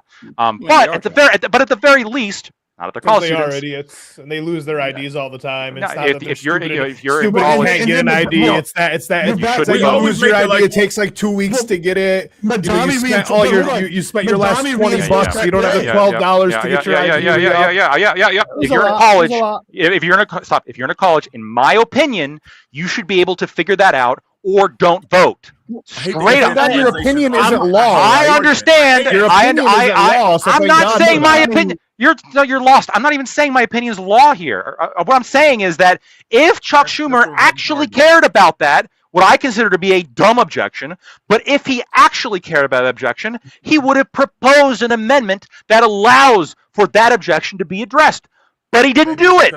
And then Madami shows that this argument's true whenever he requires ID for his new grocery store. Because why? Because that's Ayatollah Mamdani putting barriers to poor people getting food. That animal. None of these. Latoid. What you got? So Latoid, my thing is, I hear you, I understand, and I was thinking like, thank you, brother. Okay, would you do an amendment? Would you propose that? Could you make the counter argument, and I'm hopefully you're good faith with this, that if they outline their criticism which is very clear, the things that I elicit, regardless of your feelings, which of course you can have your feelings. I have my feelings about people too, but of course we understand that when bills and policies are put in place, it's in response to how people act versus how they feel. So when it comes down to it, though, can you argue that Husted, who knew what their threshold was, the one who created the bill, couldn't he have done an amendment? Why didn't he do one? Because they didn't have a threshold. Because no. When you look at the amendment, no, stop. I just gave it to you. He proposed the amendment. Chuck Schumer, my understanding is correct. He didn't actually specify, like he didn't go into a shit ton of detail when he actually voted against it. And the actual movement against it, he didn't say this is what you would need to repropose in order for us to vote yes on this. That conversation never happened. It was never like that. They very vaguely cited this might prevent some people from voting, and they absolutely had the ability to either amend the amendment or tell Husted this is what you'd have to propose for us to vote yes on it. Neither happened. They just voted no. At this point, we're playing he said, she said, because it's kind of crazy that they would make it very clear what their threshold is afterwards. They didn't. Things I just told you what it is, what they just said. So we're just making the argumentation that someone is either he didn't say it or he did say it, because they clearly said that our biggest concerns regarding this is student IDs and tribal IDs without expiration dates. That's what they said. So if that's their concern, and especially in regards to people potentially not voting, then Husted could have made an amendment to follow those very easy to understand thresholds. No, where are you getting this? Hold on, wait, hold on. Wait. Where are you getting this? Where are you getting the specifically student IDs? I got you. Yeah, the Democrats would absolutely sign on to something related to voter ID if the Republicans would agree to funding a national ID for every adult citizen. I actually doubt that. Do you really think that? I don't think they would do that. Yes, they would. It's not because Democrats are in favor of it, but it would be a big enough win that people didn't have to go pay for licenses. They would fold on that if you made the national. Would you want? Oh, that's interesting. You want that to just walk me through this. I'm just trying to understand. You want that to double as a driver's license, or just as an identification, state identification? So it'd be a national ID card. Yeah, it could be a national ID card if you drive it. Also, you could drive it you can qualify for the driver one to be free. Democrats would fold on the voter ID for something in return. But I even dropped a link related to polling in this, and it's more accurate to what's going on. Radell opinion is closer to the common Democrat opinion. That's what I'm saying. Wait, would y'all do that? Yeah. What would the other two people say that? Radell came out and said he's not opposed to voter ID, but it's not something that he's going out saying that this should be something that Democrats do. It's not something that Democrat voters are in favor of. They're just saying that they're probably in a state. Well, the other Tims on this panel agree with that policy. But I'm going to need something in return for this. I need a summary. So based upon what I've been reading, okay, I just want to make sure this is the correct CR, but it does say of this year, Chuck Schumer's argument is the reason as to why he voted against it was because of he made a false claim talking about how only 5% of Americans register to vote only in person, which isn't actually true. It's actually more like 11.2%. But the thing is here is the bridge that I'm willing to extend, right? If we were to do registration to vote, proof of ID and things like that, and if people are able to register in person, or if they can't register in person because they're physically unable to, or they don't have public transportation get out there, would there be a auditor to come out to their house to register them to vote or something like that? And then in that case, will we then actually be okay with people being able to send in mail-in ballots or absentee ballots and then just shut this whole thing up across the board? Because there is no proof that mail-in ballots actually bring in significant fraud. It's been argued, but it's not true. And then absentee ballots has always been proven to be successful. But would this be a good bridge, all branch to extend to make sure that people can actually vote on time? I guess I just want to know real quick, because there's 6 of y'all, and I guess this is you, Alex, as well, right? I want you to differentiate. I maybe missed something there, but to Bam's proposal, since there's 6 of y'all, would you all agree to what Bam laid out just by itself? The national ID, everything he laid out with that policy proposal that he put forward, would y'all all agree with that, or just it would pass tomorrow? Quick hand it would raise? save people money. It would be affordable. Well, just a quick hand raise. Would y'all like that? Yes or no? Just like, well, and then I'm going to you have something different. Well, I already said that I'm a fan of national ID. So, well, the thing is, like, well, bam. Like, I just got a quick question. Like, how would you go about would you like have like an auditor come out to somebody's house and say, hey, listen, so you're registered to vote, or like set an appointment with somebody that's part of the election committee or something? Because like this is the whole trick of it, because some people are unable to like make it down to like to register to vote. They can't do it in person. So what are some ways that we can actually fix that to make sure it's more amenable and more appealing to people who can't register to vote like in person? Like, I don't know, in a retirement home and stuff like what I'm talking about is automatic registration at automatic registration at 18, because we already know who's in the country, and then like you get your ID mailed to you every 4 to 6 years. Like, again, it's a super simple process. Like that would be the capitulation. Like everybody has a voter ID, yeah, because the state gave us a voter ID. Well, because like it's just like the Social Security. Yeah, everybody gets like Social Security. It's very easy to obtain like a national ID too. When I was active duty, like when I registered to vote for the state of Oregon, all I had to do was just take a copy of my front and back driver's license and then just send it back in, and then I was actually able to track my ballot when I was voting absentee. I mean, that's a pretty effective system, wouldn't you say? Like that'd be a good way to register to vote as well, wouldn't it? So if you had to send in your license, I mean, don't get me wrong. I think it's feasible. I know that there's people who would struggle with that process. Should be allowed to get more. I have a job that has things that are super feasible that people struggle with, and Democrat voters just aren't in favor of any process that makes voting even slightly more difficult. And the Republican rebuttal to this is like an infantilization. You're saying that minorities aren't capable or women aren't capable of doing. No one's saying it's not capable. We just don't want voting to be hard. Well, all right. I've actually heard some left-leaning people say some stupid shit like that before, but you know, they're just an anomaly. Like I don't believe that shit. Sure. So. But I'm just saying what it's really about is like, again, like you're not going to get, Democrats aren't in favor of making voting more difficult. Like and like Twit seems to be under some impression that there's a world that they are, and that just doesn't exist. Yeah. So I want to. So that's Gibbs. You asked whether I'm in favor. Yeah. And it's possible I missed some part of it. So if I did, then I apologize. Right. But like, I'm in favor of automatic voter registration. Like, there's no reason why you get like a physical ID, like a national ID or something, and you would be okay with that. Like if the state paid for IDs, Democrats could give on voter ID. Like if they like, no one ever has to pay for ID. For like on your 18th birthday, it shows up in the mail, right? Like that seems pretty feasible to me, right? Like if pretty easy, like, man. I'm saying like if you lower this as much as possible, right? The barrier, then like I it's not like impossible for me to sign on to this idea. It's just that like I don't think. And I'm not going to put this words in your mouth, Gibbs, right? I'm not going to put any intentions on you. Sure. But I don't think that other Republicans actually are going to care about that. I don't think that's the point. It's simply that's not what I'm asking. I'm just trying to actually look at policy, like because like so we have these combos. The reason I'm asking, I know Tiberius wants to go, is like we come in here, we talk a lot, we do a lot of rhetoric, right? I think there is ground Republicans would give right on this issue. Like I mean, I know. Listen, I don't like spending money.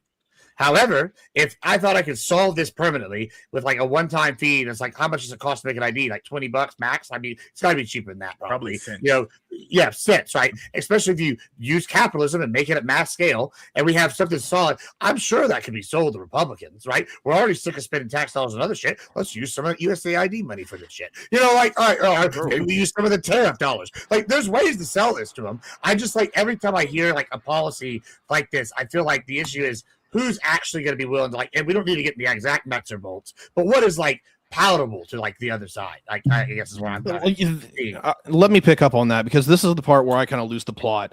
I'm pro voter ID, but it's not because I think it's going to make our elections any more secure than they already are. I don't have that problem. I'm just personally in favor of state mandated ID, and I believe that the state should furnish it. A number of reasons I believe this, but it's not actually election security. The thing is, I think that's actually nationally popular. And the fact that the Democrats are like, hey, well, in any case, way of capacity of making voter ID or making voting harder, that's a problem, and they're not for it. I'm like, cool. I understand if you're not for that, you have an ethical problem with it. You do recognize it is pretty fucking unpopular, right? Like you should be having with just the average American. It's not with the average American. That's what I'm saying. Like, look at the thing I dropped in chat. Look at the. I saw it. It's not popular. Democrats aren't in favor of voting being difficult. Democrats aren't the average American. That's the kind majority the of issue. Americans. The average American or majority of Americans. Well, Like, this not either. but this is They're why like 30 This people is in from population class. 2021. But Yeah, look- this is exactly why like we need term limits though, because Chuck That Schumer is is totally good after because this. the thing is, Term people limits like- are a completely different conversation. But let's stay on he- topic. No. But like, here's my point though, is because Chuck Schumer is not exactly the best.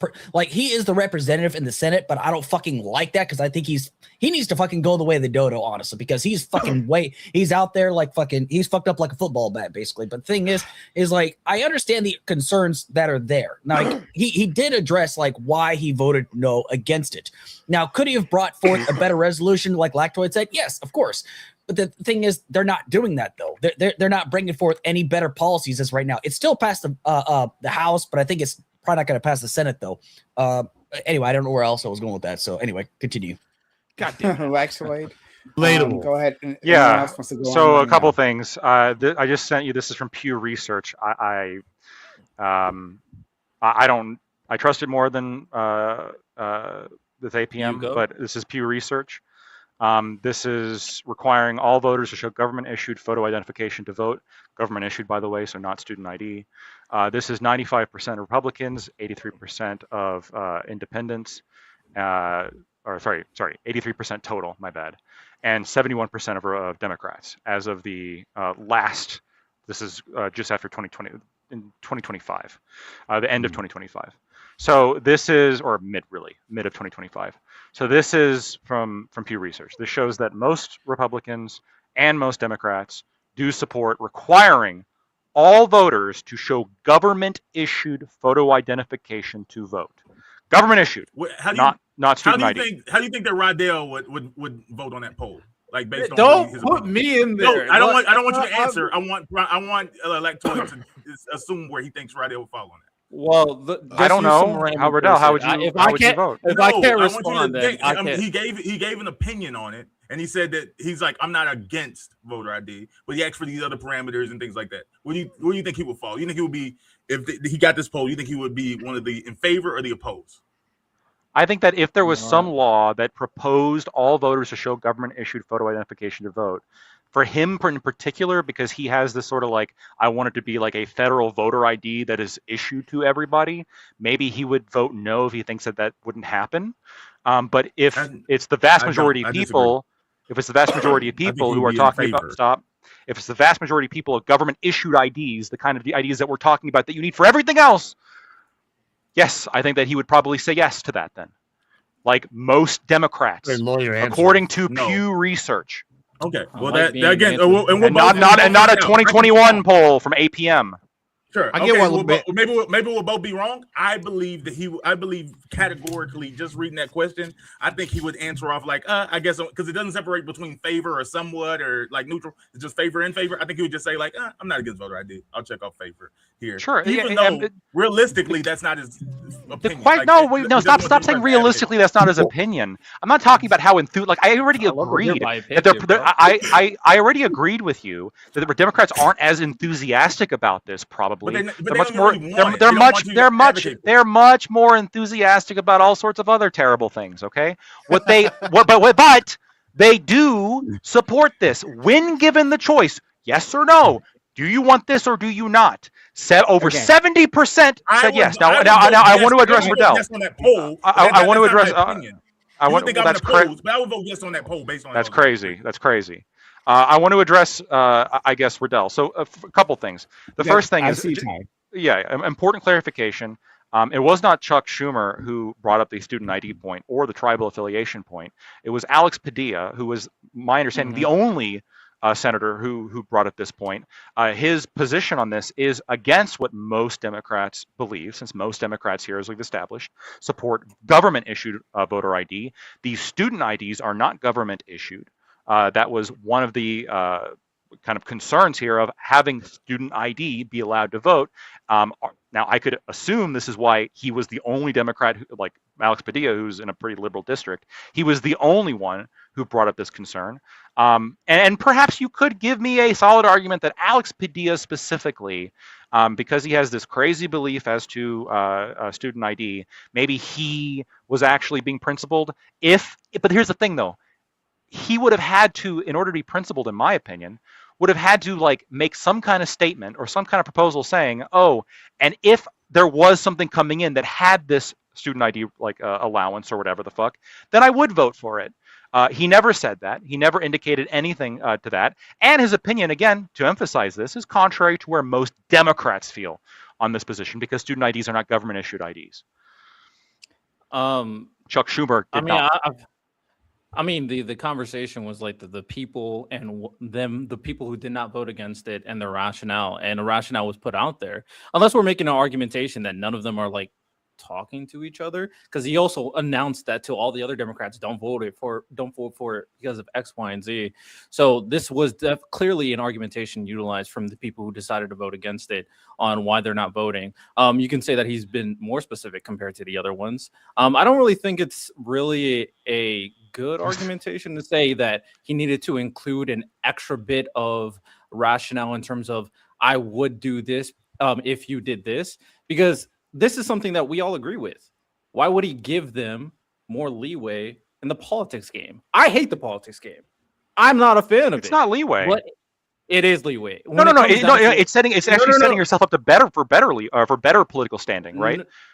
No, it doesn't. When it comes down to it, he doesn't want to give them anything for an olive branch to attach themselves or provide anything for a confirmative statement for a potential amendment that would happen later on, especially if there's like hidden things attached before. It's like, oh, but we have this, and this. He doesn't want that attached to him unless he sees the next version of the bill. So no, it's clearly a politics game to ensure you give yourself enough leeway.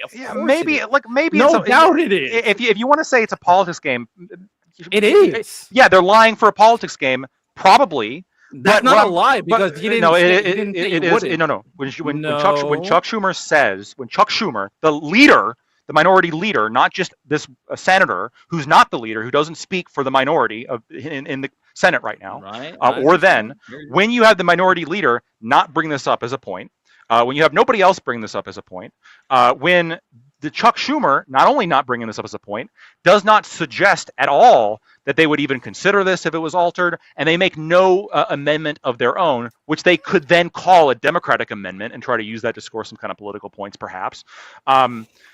Alex Padilla absolutely could have said, hey, like, I potentially would vote for this if you fixed all my issues with it, and here's all my issues with it. And then when the Republicans don't come back with that, because none of the other Democrats actually mentioned this wasn't like the issue, and they were all vague, and Chuck Schumer didn't even mention this, so they're not even going to bother bringing this back, Alex Padilla could strut around and say, hey, look, I proposed a change, and they didn't even bring me the change. That's why I keep voting no. But he didn't even bother doing that. So I want to move on from this. I do want to move on from this. We've been on this particular subject for a while. I want to get Ty in because it's a great example. That's why like he can get a point in. But like I do want to move on to the some wider questions I had previously asked. So let's go to Ty and then we'll move on. Look, just where this comes down, I wanted to outline that I have a hard time believing that the Democrats should be looking for anything in consolation for this as a policy. I might be biased here, but the vast majority of sources that I've seen indicates what Lactoid is saying, where the vast majority of people are in favor of election ID in some form or another. Now, granted, there's some leeway there. I get the argument, but to a large degree, it's vastly popular. And this is even among, anecdotally, in my life, the vast majority of Democrats I've talked to are in favor of this. Now, granted, I live in a state that this is already law, and it's been a law for a long time. So maybe it's just, no big deal here. Tabling that, what do you think you can get for your consolation out of this? What are you willing to, like, what does the Republicans have to give up on a popular issue to actually get this through? Because, it's already mental to me that you're not the ones that have to concede to keep it. Like, that's wild to me. I want to move on from there. I do want to move on from there. Okay, we won't talk about it anymore. Back to the reasons that the election is going to be, the things that are going to come up related to the election. I think there's just I said earlier, but the broader issue is none of these factors and none of these things that could be done that would make people feel more comfortable actually matter. Like I said, the real thing is, Prom actually said it earlier, is just waiting for Trump to leave office. The next Republican, I don't know, to lose an election. They're probably the next Republican to lose an election may say something. They won't say half as much as Trump did. Let me split hairs with you because I'm 100% that there's nothing that's actually going to change these people's minds. I think they're going to bitch all the way till the nth degree because they just don't trust the system and they don't believe the world exists in the way that it is. I think they're in rampant denial. But getting to what you're kind of talking about. Fuck, I lost my train of thought. Do you think that like Republicans at large really cared about what was going on in the LA elections? I think they're happy just to bitch, moan, and scream about shit that they think is real but isn't. I don't think they cared. I think Trump commented and they had to respond in tune. But that's exactly it. But I don't think any actual Republican across the country believed that, like, wow, a Republican should have won San Francisco. When Trump talks about it, then I gotta get y'all's copium dealer, really, because that's. But the thing is, so great it's true. stuff right there, It's guys. true. Because Trump, the only time that Republicans seem to care about voter fraud is when Trump talks about it. But the thing is, Trump. That's what I wanted to talk about. Yeah, because Pratt wasn't talking about it the whole time. They didn't care about it during George W. Bush. Yeah, so crazy. Well, hold on a second. Hey, we're the ones telling the reality. Okay, listen. They exhausted every option, and once that was over and done with, Al Gore conceded the election. Donald Trump is the only president in election of history that has never actually conceded a presidential election. He's the only president in history. Look, I'm not going to disagree with that, but the thing I was wanting to say earlier is that I don't think Trump is the problem here. I think he's just the focal point because he has made the choice to actually dispute elections. I won't dispute that. But on the other side is that I think the vast majority of Republicans in the current state believe that Democrats are cheating or stealing on some kind of level, regardless of anybody else saying it. Like there is a deep level of distrust that these folks have when it comes to the average Democrat. Like half these people think that you're all traitors, like straight fucking. Sure, they may think that, but I think these thoughts will go away. The actual party. The way that you deal with it, it's we are imagining that this is like intrinsic to who these people are, but it's the diet of news media that they're fed. It's like people are going to people are going to exasperate and exhibit. They're going to exhibit the traits and behaviors of the things that they're given and fed.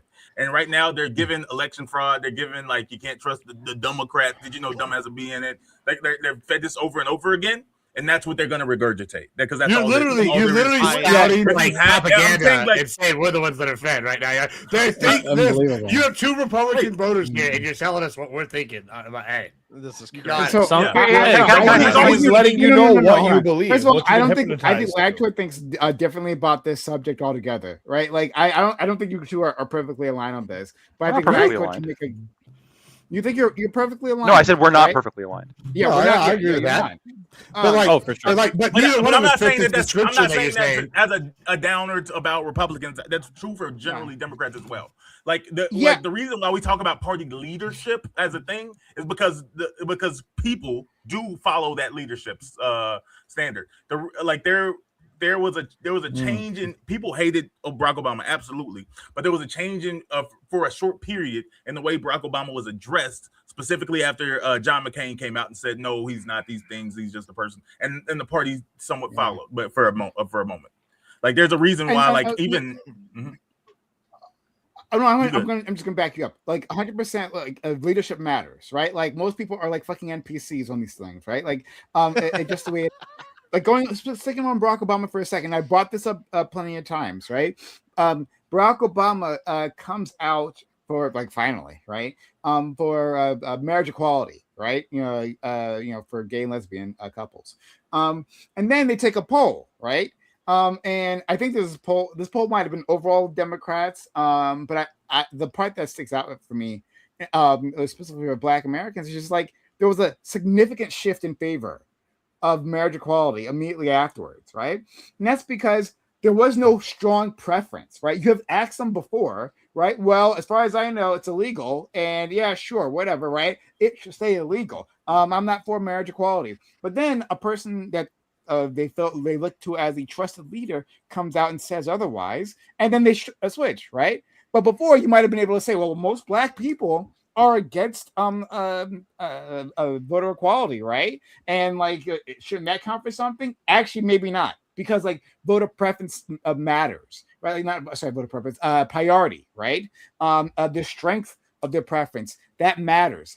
And these things, especially things that are lower priority, can be shifted easily, right? So when we're talking about elections, like I said before, like people don't care about elections. I wish they did. I truly did. I wish they did, but they don't. But what we see from the Republicans now, we see leadership, right? We see leadership specifically undermine these elections at every point in term, right? Backed by a media that says, well, he's right, like it's undermined. Now, hold on, Gibbs. That doesn't mean that there's not some evidence, right? But I'm gonna put that evidence aside because Gibbs, you may know the evidence, okay? I'm gonna give you this. Let's say Gibbs, everything Gibbs has said has been right. Up till now, right? Let's just assume that, right? As always. That doesn't mean That actually hurt me when you said that. I'm be honest. I'm like, that doesn't mean that all those other MAGA Republicans know what you know, right? But still, they would agree with Gibbs. And That's why why I'm do the they prophet. agree? That too. that's blasphemy. Also because- Hey, the Christians will come after you.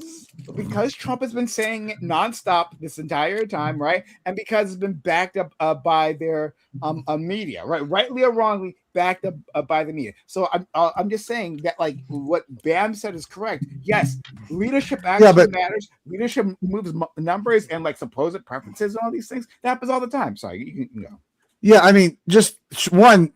I got to be honest, guys. First of all, this is a little concerning because we put out like a Goebbels-esque like caricature of a Republican. Like it's convinced me the socialists have infiltrated y'all, and that they are smart and it's evil. It's crazy. But first, like I don't know who these Republicans are like that like Bam described that are thinking that actually I do. Now that I say that, I can think of one like a guy right off the top of my head. There's a guy I know. We know him. His name's Spin. He comes in here using exact terms like Democrats and libtard, all this stuff. Okay, cool. I get a little flourishful in language sometimes, but they're like generally.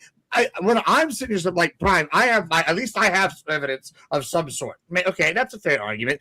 However, I think that like there is a wide gap of why, just like Lacto is saying, where we don't agree on everything. How there's levels to this shit, right?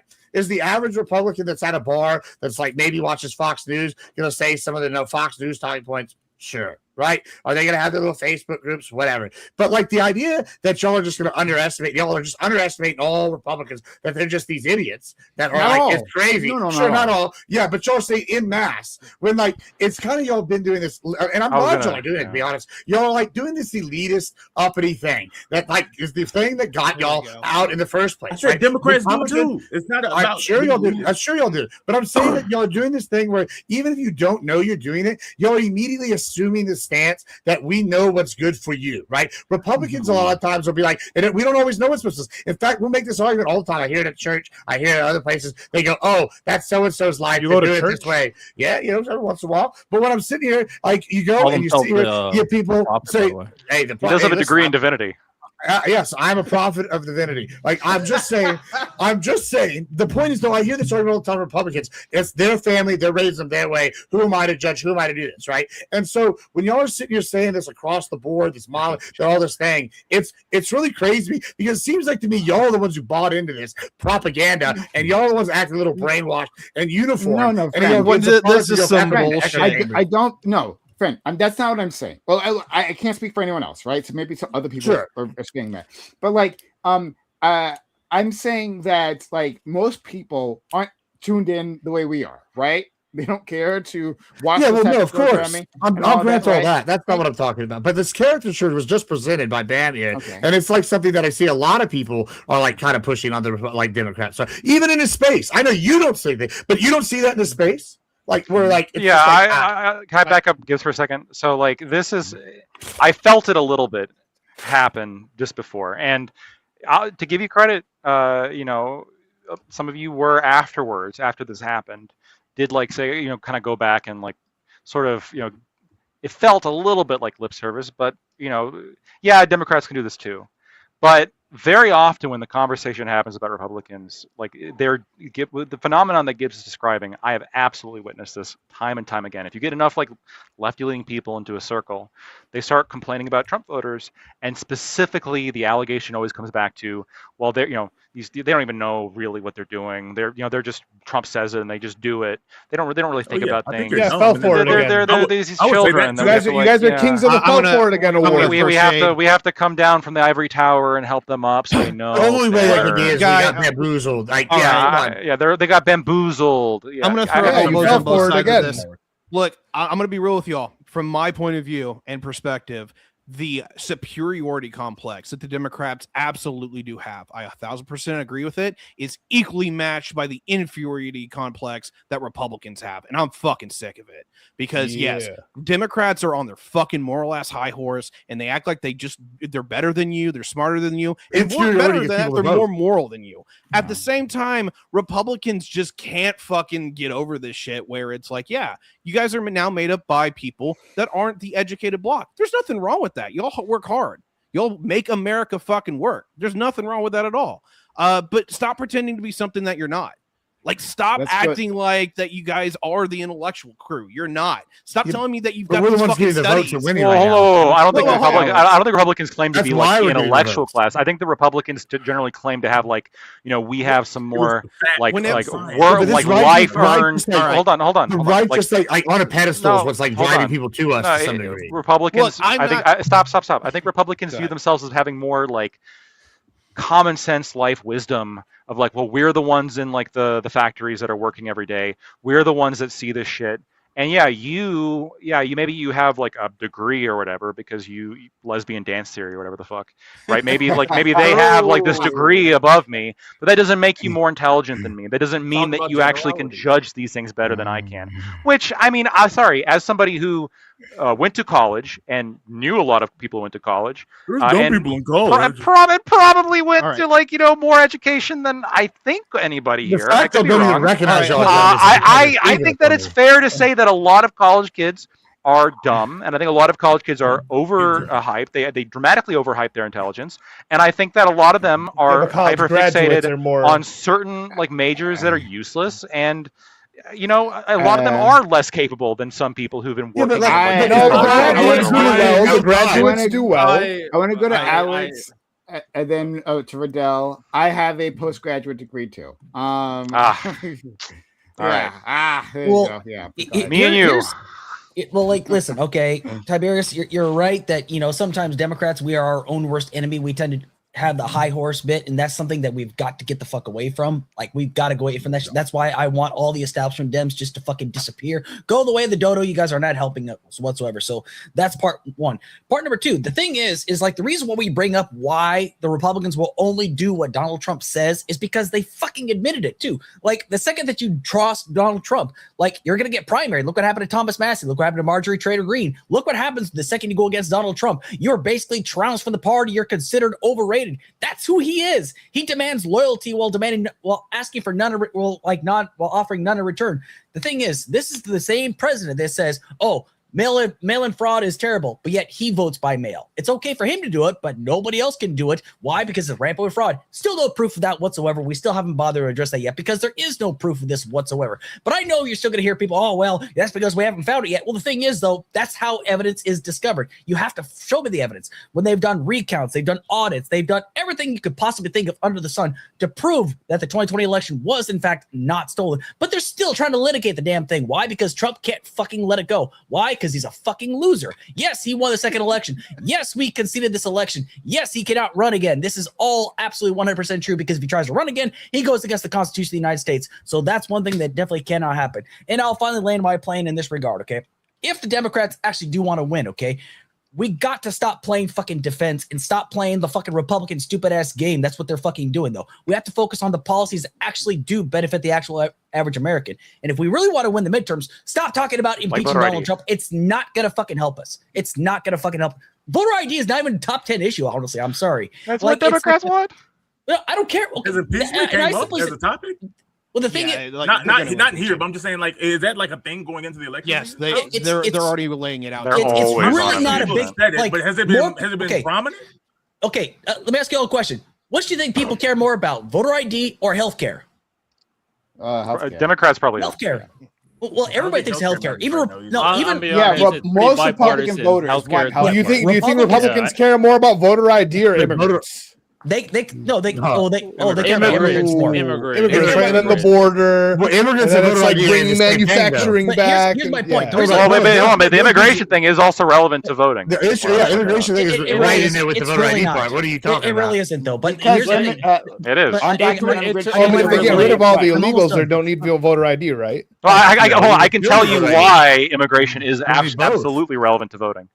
I And understand how. and it how doesn't it's have to do with related. illegal. It doesn't have to do with illegal It's immigrants got to do themselves with voting. The college, yeah. I mean, It's got to do with the House of Representatives and the Well, Electoral College. that's true as well. But Oh, I we're would talking about also argue that with voter ID Apportionment? specifically, We're talking about like yeah, Yeah, it's but got to do voter with ID apportionment, specifically, yeah. it has to do with immigration as well. But It's a part Which of is it. why I the know that Democrats about voted vote. against the But- Republican Go ahead, attempts to but- remove that. I just I know the talking Yeah, points. I know the talking Yeah, I just had to really finish real quickly. But the thing is, like, voter ID, it's again, they're worried about issues that are once again statistically irrelevant. I keep bringing this up. They're worried about voter ID. Doesn't matter. It's popular. I don't give a shit if it's popular or not. It's true. fucking irrelevant. That's The reason, unequivocally true. the reason why we talk it is because Donald Trump fucking talks about it. He's a polarizing figure. Oh, that's He's the what it president of is. the fucking United States. That's what it is. Where do you think he It's gets like, his talking no, points from? I don't give a shit. He gets it from Fox News probably. Pew because that's where he research. gets his I don't information. care Yeah, who listen, has I it. do like- Heritage listen, okay, Alex, you guys, let me Stephen finish. Miller. Alex, I want to talk to you, man. Dude, fuck Stephen Miller. Fuck Baby Goebbels. He can go fuck off for all I care. Okay, fuck I that agree. shit. I like Anyway, your energy. Please, anyway, I beg of let you, me man. finish. I gotta finish. We'll go to our friend. Okay. Vidal.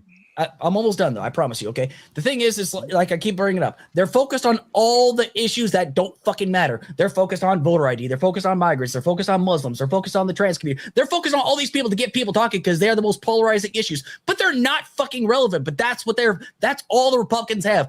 After that, they have shit. Those are relevant issues, guys. Trans people aren't relevant. I want None of that was relevant. No, Listen, none of those issues were relevant, guys. No, no, Alex, they're they boogeymen. do it because it works. I want to have No. this conversation with you. They're They do it boogeymen. because Because it they are works. relevant. Because people think they're fucking relevant. boogeyman shit. It's a They think all trans boogeyman. people are boogeymen that are fucking I'm coming not in even all talking over about that. the All the other ones before It's a that. cultural wedge issue. Yeah, we got it. It I definitely. don't think they think I all agree. trans people are boogeymen. Nah, for sure. It's the Muslims and the transes. They're gonna Prime get you, is- brother. Prime, it's your show. But That I is wanna the argue talking with, point. with Alex on this. It's Like, not that the is the talking talking point. Vidal. It's not the talking It is. point. It is the talking point. No. 100% it is. Anyhow, when it comes It down makes me to it, happy for the midterms. What y'all saying? yeah, we're in a pretty good spot. I mean, like Um, y'all's like not understanding Republicans is crazy. No, I understand Republicans pretty well. I will say that's I don't the idea that a lot of Republicans, specifically online, okay, this is the important separator, which I do think you guys are alluding to, which I think it's appropriate. If we're talking about like the average right-wing person who may have voted for Trump based off like false promises, yeah, I don't think a lot of them are nutso and crazy. I've said that consistently, to be honest. I do think they're uninformed. I think that can apply to a lot of voters in general, but the uninformed voter who votes for Trump is a little bit more problematic because of the lies that obviously turn into more nefarious intentions.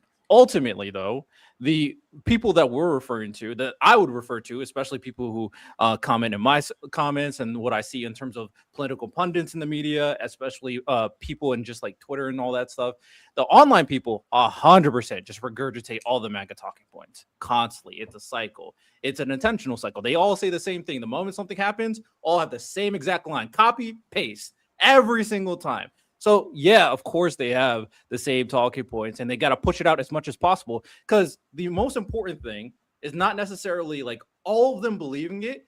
It's them filling the media with as much of the talking point as possible for exposure.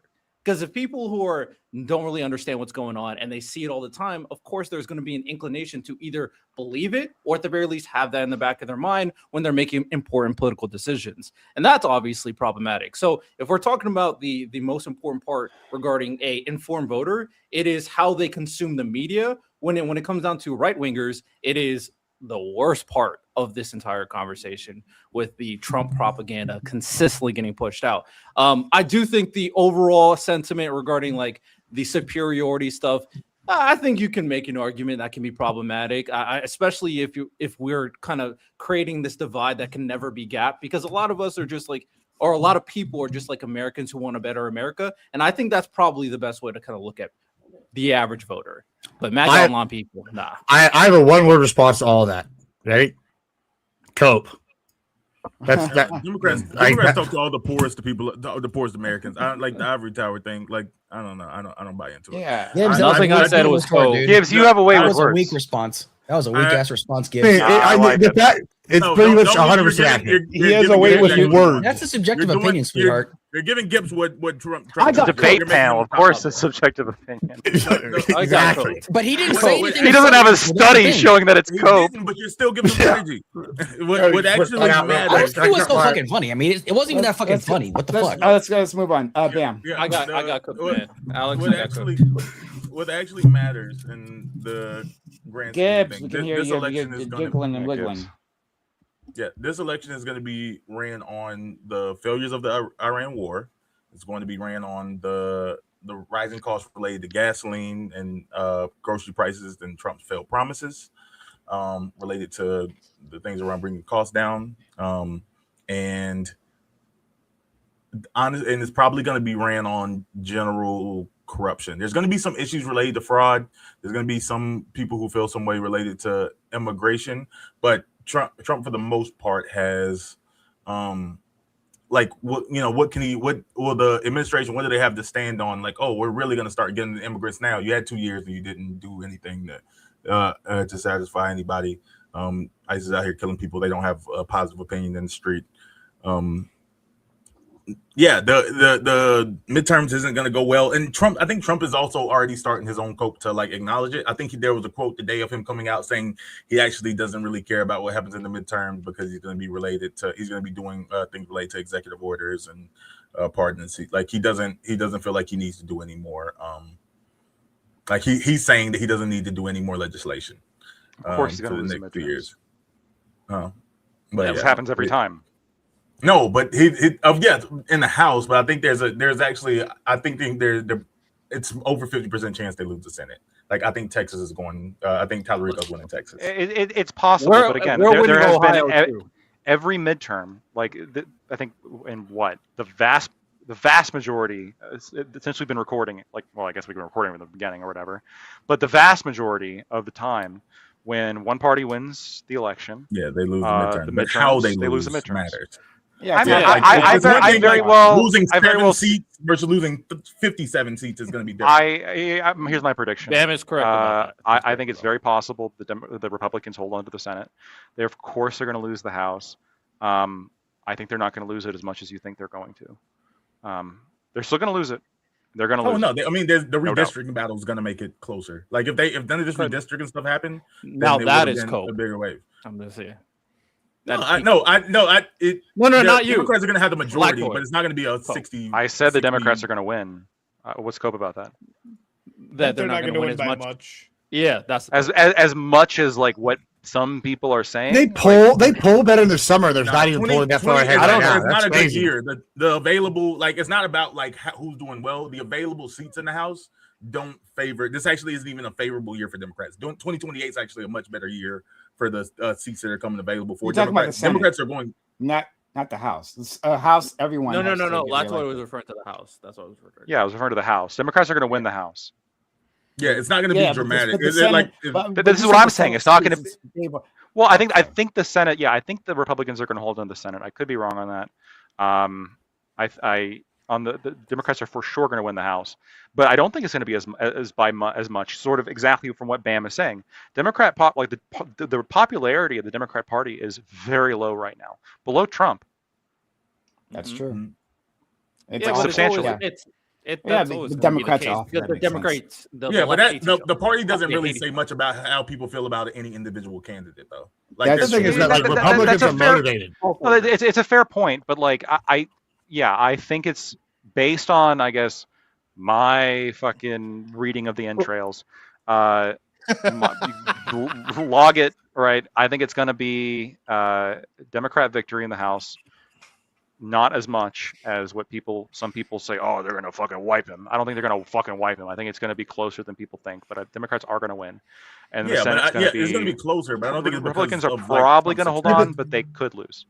I think also think Republicans it's are very okay. motivated. They're like, very much like, this is supposed to be the like, this is like, okay, if the Dems get back, they're gonna do all this. I feel like they're like, and they're pretty happy. Like, if you see the polling, they're pretty happy with MAGA, right? They're pretty happy with the Trump. So within his own party. So yeah, they're gonna be. It feels like they're gonna be very highly motivated to go vote. So if the Dems, who are demoralized and don't really seem like they have a clear direction, don't turn out in the numbers they're expected to, the Republicans are going to have a lot better day than people are going to give them credit for, just by like voter turnout on the left. Here's another poll. Wait, what you're saying isn't even true. But even if you agree that it's true, I mean, that's from your statistics and shit. Well, that's heavy voters aren't it excited depends. to go to the polls. It's the opposite. It really depends on who makes the primaries. Well, here's the thing. Like, it really depends on who makes the primaries. Like, for example, like Michigan, our primaries is tomorrow. Like for U.S. Senate, right? Between Haley Stevens and Abdul El-Sayed. If Abdul El-Sayed wins, more people are going to turn out to vote the election. But if Haley Stevens ends up winning, less people are going to turn out because progressives don't fucking like her. I know, because when I was the Democrat,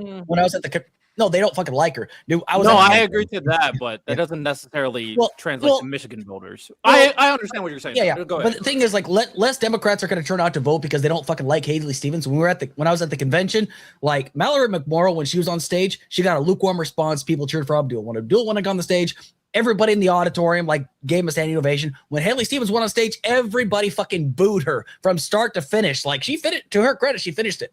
But that's the thing. Like, Democrats are less popular because the people feel that the Democratic Party nowadays is out of touch with everybody else. That's why we're trying to get younger candidates and newer, fresher faces instead of these establishment Democrats. That's what we need to do. Like, progressive Democrats Stop picking the weirdos, though. Well, we're like, okay, like weirdos. Yes. Well, who's going to be more motivated to vote when you have the Ayatollah Madami doing crazy shit in New York? You have the DSA. Francesca Hong. My joke like that. Then you have the DSA, which has policies that are similar to the Nazi 25-point plan. And then you have the DSA is taking over your whole party. Then you have totally not a Nazi. Yes, damn right it is. It's the Muslim takeover, baby. I don't like the DSA. I want to be very clear. I think which they're party Yeah, should be more motivated to vote? is amazing. Who's going to be more motivated to vote? The Republicans are like, holy shit, they're putting Nazis, commies, and the Ayatollah in power. Or the Dems are like, oh my god, what's happening to our party? What's wrong with you? You can't be a Nazi and a commie at the same time. I said it's called and. There's a three different said groups of Nazis, people. commies, and that's what you say. Yeah. Okay, You but do anyway, understand Graham Climber, the DSA, and the Ayatollah are different people, yeah, but right? Here's the difference. Though. We actually got. Can I get a wall between these two? Here's the thing. He's no longer running anymore, so you don't have to fucking worry about him. Madami's in office, isn't he? Oh, well, cool. Thanks for proving my point again. Madami should be president. Leader. Oh, fucking what? They love him in New York City. New York City's actually liking the guy. Oh yeah, I can tell. If Trump can get a third term, Mamdani should get to be president once. A rug. I pointed in direction of New York City, and I prayed to my leader, Now, he's Mamdani. benefiting from the Knicks winning, but I think he's the most popular politician in the U.S. right now. Really? I think that might be correct. Yeah.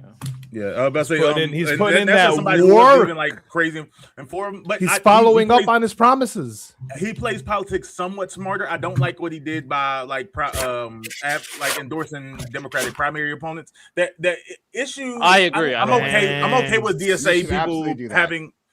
I'm okay with DSA people having their opinion, but I think that like if you're DSA and you well, the liberals won't go vote if the DSA people get elected. So there's a quarter out. No, I they will, but I'm saying, but I'm just saying that's going to be discouraging.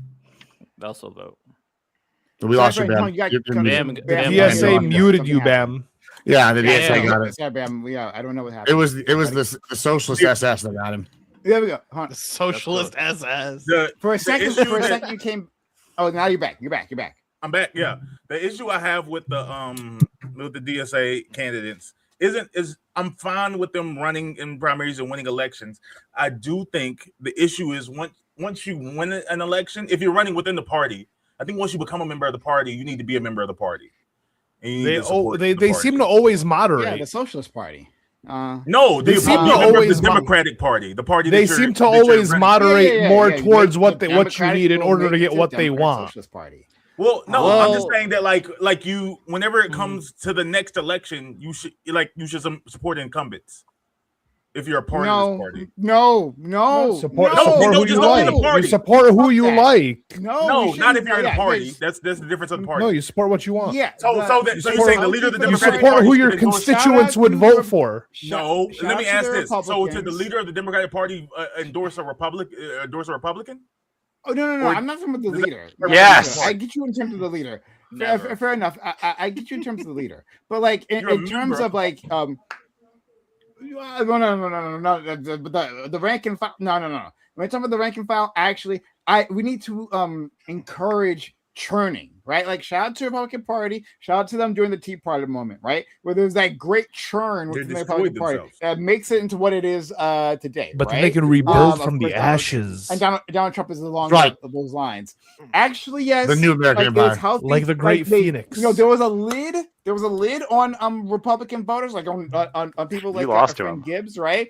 Where they were being ignored. But Right. these people were members of the party. They wanted Suppressed. their issues heard. Absolutely, they should be heard, right? On the other hand, Sure, in terms of people can run these and progressive advocate. issues, yeah, I wouldn't argue them. the Democrats, the corporate Democrats, have been ignoring them for so goddamn long. Actually, fuck incumbency. Fuck that, right? Yeah, fuck your no, incumbency. I don't care about We- Ron. You're giving your moral opinion. I'm talking about how to run. Yeah, a preach, Prime. Tell No, him. Well, No. I'm talking about how. No. I'm not just giving my moral opinion. I'm talking about how to keep a party healthy. Actually, yes, you have to toss out the dinosaurs. 100%. This shouldn't be there for decades in the first No, place. we need right? Nancy Actually, Pelosi should all again. have Strong. Yes. Republicans actually, tell we us. should I have agree to strong, that. I agree to that. and just in general, we should have. We should seek strong primary challengers for everyone, right? Even the people I like. AOC, give her a strong primary challenger. I Like agree. name, go down the list. Zora You Mamdani. can't- give She her is a strong primary dinosaur, you're challenger. right. We should constantly have the churn. Well, You constantly have to fight for your seat. Actually, Ron, that's that's not a functional. That's not a functional system. You should support strong. Yeah, it's very candidates. functional. Well, here's the thing. Like, you know, Ali and I actually talked about this because I talked to him like after the election. We talked about like after the during 2024, I did a full assessment as to why we lost 24 of election. One of the reasons as to why is because like during the DNC, we allowed members of like the Jewish caucus to come up and speak. Nobody from the Arab caucus, nobody of Palestinian State was allowed to talk. Nobody was made to be a part of the conversation. Kamala Harris did a behind the doors meeting. Donald Trump did one. Exposure is everything. Optics is absolutely everything. And if you don't make people part of the conversation, they're not going to fucking vote for you. This is what I keep telling like all the big streamers out there that said, oh, just go with the establishment, go with the establishment. No, dude, don't go with the establishment because that's why we're in this position. The Democrats are in this position because we've gone with the establishment. They're no longer working for us. They're now working for basically for themselves and they're fucking big buyers and shit like that. All their corporate donors. They're not worried. They're not worried about losing, right? How does I'll the give, idea I'll give feel a to be- perfect example of why everything I y'all said don't- is I wrong. don't- Why do you? I Why don't the, agree to the that, reason bro. why Tallarico has a legitimate chance of winning Texas is because Donald Trump. I'm going to say Republican Party. Donald Trump decided to primary John Cornyn. No, That's it's because they hate exactly why the it's Democrats are going to win. you don't understand Texas politics. Let me tell you why he's got a chance. It's because Paxton is like the most corrupt motherfucker in the world. Right, And he everybody in wouldn't- he Texas wouldn't have knows a it. chance if No, Trump hold didn't on, endorse hold him. on. We all knew it. Well, maybe that may be true, but That's what I'm saying. regardless, like it's if what's his name wins, if Tallarico wins, it's more a statement on Paxton's bad as a like leading candidate nationally than it is on Trump. Tallarico's The other thing I want to so point bad, out, though. it is so bad. So But this is the bad. same thing as with Beto. Is this always happens in the summer, and then everybody in the winter, the No, Republicans it's not come back close from to- it's vacation not close and to the polling Beto. as well. It happens He put every like time. 12 points ahead of him. Every single time. So this is my worry phase. I'm not concerned at all like about it. So Beto Yeah. never Yeah, led so- overtake. I mean, if I'm wrong, I'm wrong. Yeah. But like whatever. I So would be let's- pretty surprised. Tallarico is the let's racist take one against Trump- white people, right? Yeah.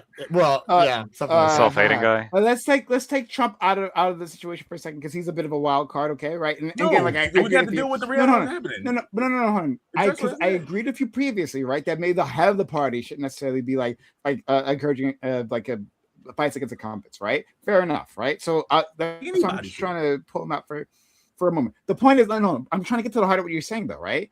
The like I'm saying, hey, we should encourage more primaries, right? So let's just take Trump out, but still he gets primaried. John Thune gets primaried, right? And then Ken Paxton like wins the election, right? Like in that situation, yes, there's a chance to lose, right? But if It makes your party worse. John Thune is not doing a good job, right? He's not going to do a good job to convince his constituents to send him back. Actually, he should leave. he should not be there. Right? That doesn't mean he's Like, not doing a good yes, job. there's You have to always pay a money risk in these. because you can't rely on like basic incumbency. Like Well, I just remember people John don't Stewart, believe so I'm he's just doing a gonna, good job. hit the checkbox, right? Thinking, Yeah, that's why Cornyn got Republicans, kicked out. that Nobody works, liked right? Cornyn. He was doing a terrible job. What are you talking Yeah, about? He yeah, was the right, sec- yeah. He was So, the second fuck leader of the we party. Yeah, he was He dog was shit. doing a good job. Yeah, to go, bro. His only issue was with Trump. Bro, John Cornyn was the leader of the Republican Party.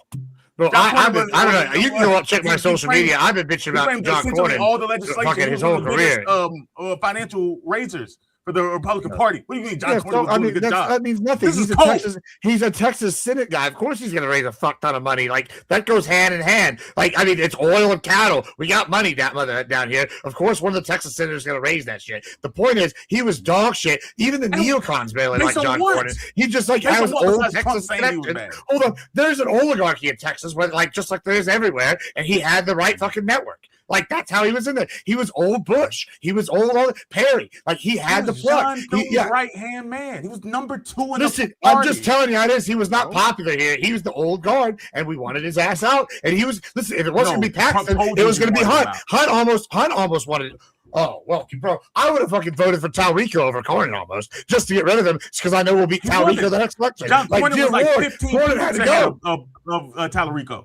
Yeah, Good, you gotta understand. Yeah, the thing that you're not getting, Gibbs, about our friend Bam is Bam's institutionalist, right?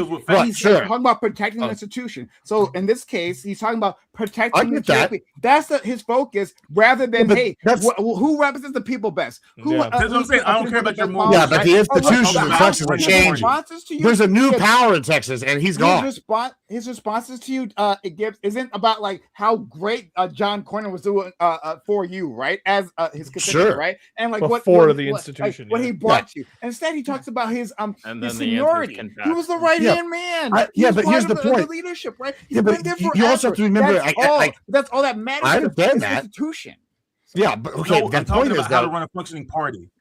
Yeah, but the party is functioning. We're fucking thriving. If you don't want parties, make that argument. But don't tell me what you're saying is better for running a functioning party. It's not. It's worse. Your politics are bad. But okay, brother, listen. I'm just telling you right now. The people losing. Whether you think my politics is bad or not, is the party has been.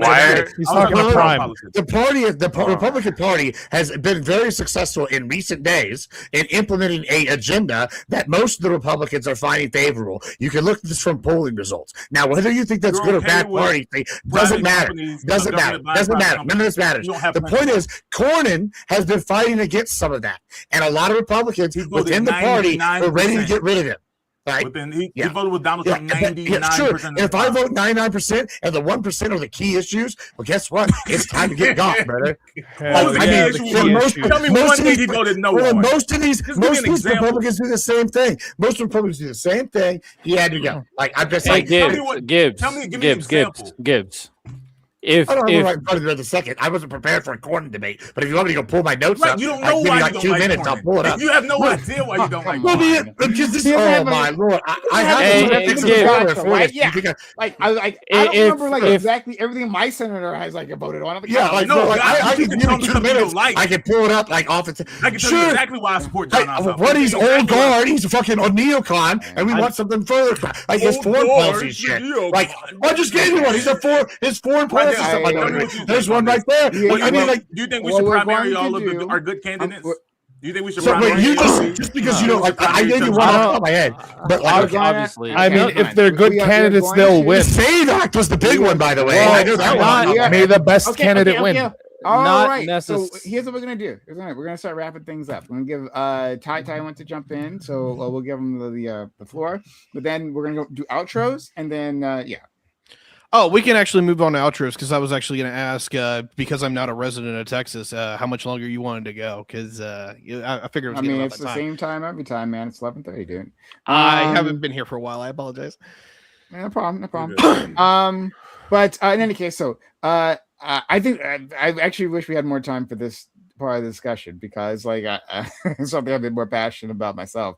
I think there's interesting. I'm actually really. Because Bam has is used to arguing against me on this particular thing. We've gone back and forth, right? But I'm actually quite interested in seeing Bam argue against, like Gibbs and Lactoid and like conservatives and just other people about this, because I have my thoughts, but I'm sure you guys are very different. Maybe we gotta make this Next week a topic or something. Yeah, if you guys are around, it'd be nice to really explore this. But anyway, thanks so much, guys. This was fantastic. I had a lot of fun. We kind of bounced around. I wanted to kind of focus more on Trump and like whether he would actually steal the election, right, and get people's thoughts on that. But that's okay. I mean, we still had a really a great conversation. If you guys liked it at home, consider following the channels, whatever channels you happen to watching on, hit the follow button.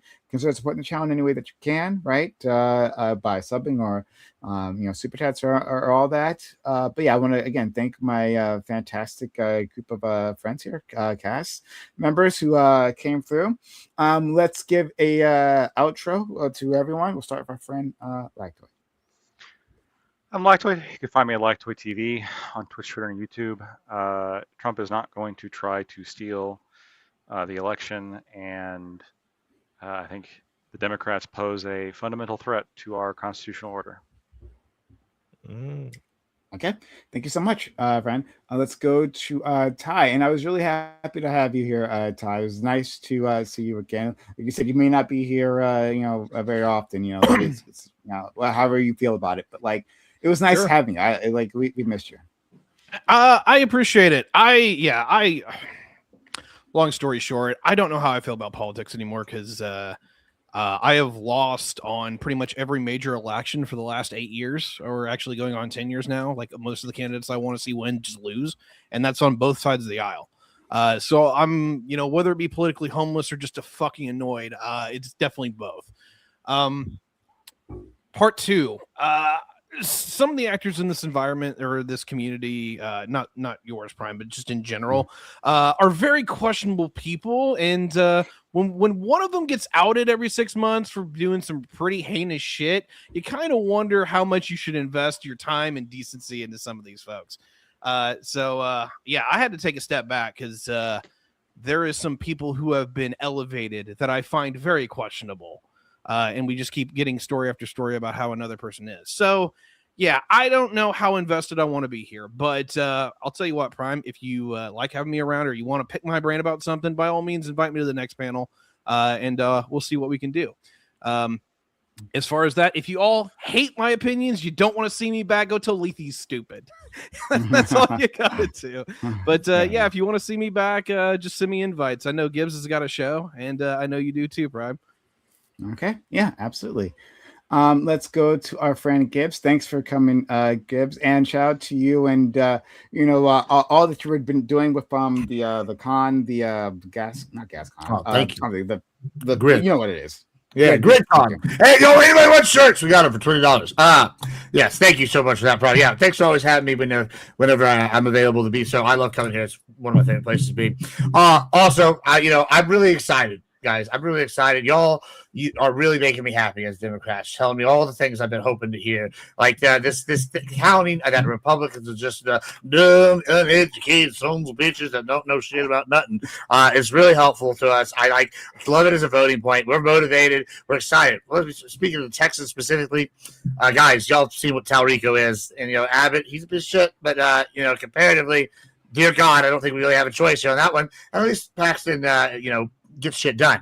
Now, as far as everything else, guys, I think I would love to continue this conversation. This is a good one. It's a good one. I wish we'd gone longer. But yeah, if you like everything I have to say or like where I'm at, check me out as Admiral Gibbs. We're gonna be doing some cool stuff very soon. Thanks for having me. I wanted to say quickly, and I want to put this down as a marker. Unfortunately, our friend Corey isn't here to be the memory bank, right? But I think that it's going to be a massive Democratic wave, at least in the House, right? And I think they'll capture the Senate, not by a huge amount, right? I don't expect it to be a 60-40 type situation.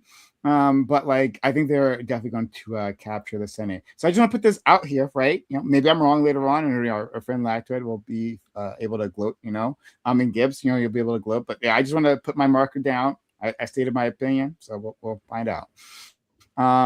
Let's go to our friend Alex. Alex, thank you for being here. You've been a lot of fun. I appreciate it, man. So long story short, I don't know. It's too early to say if Trump's actually going to do anything. But the thing is, though, when it comes down to voter fraud, that guy has a serious hard-on for it because he can't shut up about it.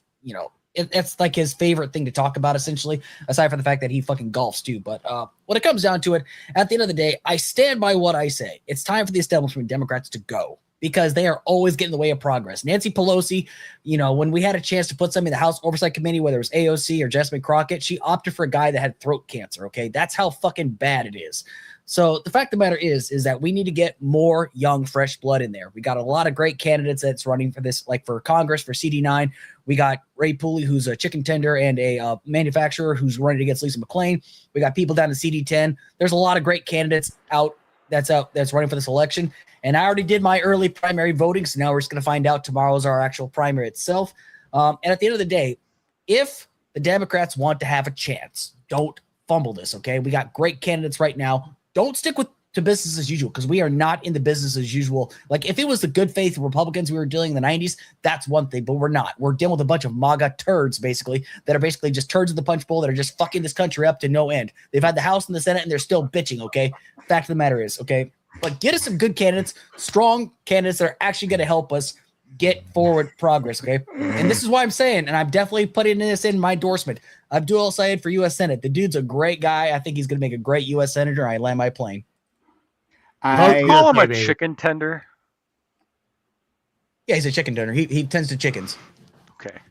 Yeah, I told him, because he's against data centers. He said free range chickens, not data centers. So he actually liked that too. So I don't think Gibbs is a turd, right? He's a golden nugget right now, if anything. But he's definitely not a turd. Shout out to my friend Gibbs. Let's go to Riddell. Thank you, Riddell, for being here as well. I think you had some really good interjections here. I really appreciate you. Yes, sir. I think these are always fun. I think there's a lot to gain from these conversations. Riddell, I run a podcast called The Purple Political Breakdown, where I go over like political analysis, political news coverage. I also focus on local politics. I live in Ohio, so I talk about that, the election, and try to, inform Ohio voters better in terms of what's coming up next. For example, Max Miller sucks. Don't vote for him. With that said, I do think this conversation was interesting, of course. Donald Trump, and will he attempt it? I mean, he's kind of already attempting it with the USPS stuff that he's been doing recently. Will it be successful? I think the guardrails will hold. I hope the guardrails will hold. Overall, though, I do think there's, fun things to talk about for like the substantive, disagreements that me and Latoid were having. And then Gibbs is a lot of fun, I will say. It's interesting to see the mindset of Gibbs, and he does represent a large chunk of the right-wing base. And I do think like 80% of the time he's trolling, so maybe I give him the benefit of the doubt. So with that said, great to speak to you guys, and some disagreement with like the establishment Dem stuff. We'll save that for a different day. Thank you for being here, Ali. You guys let the Republicans steal the conversation with the rhetoric. This became about voter fraud and the Democratic Party and voter ID, rather than stealing shit. And it just goes to show that the Republicans they got that rhetoric down. They can whip a conversation up, which is our argument to the Democrats. Democrats kind of. You guys fell into that. I watched the whole time. I was like, I have no opinion really on voter ID, so that's why I kind of just chimed in when I could. But I watched it happen. I was like, I really want to talk about Trump being king. I think that's actually going to happen. I think we're going to have a wartime president. I think we're going to be in Iran for a little bit of a while. We don't get out of Iran quickly. This isn't a thing. But till next time. DSA. Absolutely. Please, God, Dibs. Please don't. Please don't. Let's go to our friend Bam. And Bam, like, I would like to, assuming no ground shaking news happens during this week, right? But like, I would like to have that incumbency discussion next week. We wouldn't need you though, because I don't know if anyone's gonna fight for the incumbency as hard as you will, honestly. But like, if you're available next week, and again, nothing big happens between now and then. I would love to do like a talk on should we protect incumbency?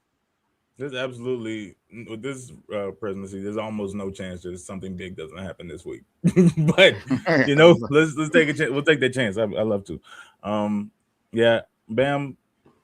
I do think that there's going to be attempts made to interfere with the election. Again, the only reason it's not going to succeed out is because Donald Trump isn't currently popular enough for it to happen. And he is doing what he always does and throwing everyone around him under the bus. I think it hasn't quite been released yet, but I think it's as close to confirmed as possible that Janine Pirro's been fired as a district attorney. You think she's been fired? I heard she got yelled at because of she was just leaving the West Wing with like documents, like a suitcase in a box. Like why would she show up to the White House? I didn't see that part. It's not good. Yeah. I mean, she hasn't, like I said, and I'm not. It's not breaking news. It hasn't been confirmed yet, but it is not looking good for her. And I think that again, he's gonna whine and moan on the internet. His talking heads are gonna come out and say, he makes a good point, and they're gonna interpret it for him in the best way possible to try to. He actually means this. Go ahead. Yeah. But at the end of the day, again, I think the Republican Party is trying to figure out what it looks like post him. Even I think JD Vance, when JD Vance does interviews and things related to the administration, before he was quick to say, I agree with the president. Now he's not saying that. He's saying that the president came to a decision. My job isn't to have an opinion. My job is to make the best thing possible happen. And that's pretty much his answer thing. And he's kind of going, notice Marco Rubio's gone fully dark. I'm sorry, I'm just putting thoughts out now. But yeah, it's getting bad. It's about to go downhill for this administration. What do you mean? I'm sorry, I gotta hear about what do you mean fully dark? By the way, I'm saying Marco Rubio just put out that message. Something about his race. Something about being Latin. Mm-hmm. No, I'm saying that everything. Like everything related, when it first came out with Iran, Marco Rubio was out front talking about because he as the Secretary of State. I just watched Rubio yesterday. He just put out a random ass message about foreigners talking about Israel and banning them and all that. That's right. They ended up making JD Vance the face related to this Iran, related to Iran. And he's going out, which is the vice president. That's not his role at all. Like none of it makes sense for the vice president to be talking about what's going on in regards. As in that's not a vice president shouldn't be your head negotiator. Hold on. Vice presidents are defined by the president. They can be whatever the president wants them to be. Really. He has no experience. That's he has no experience in I'll hold out myself, but right. you're talking. But yeah, that's it.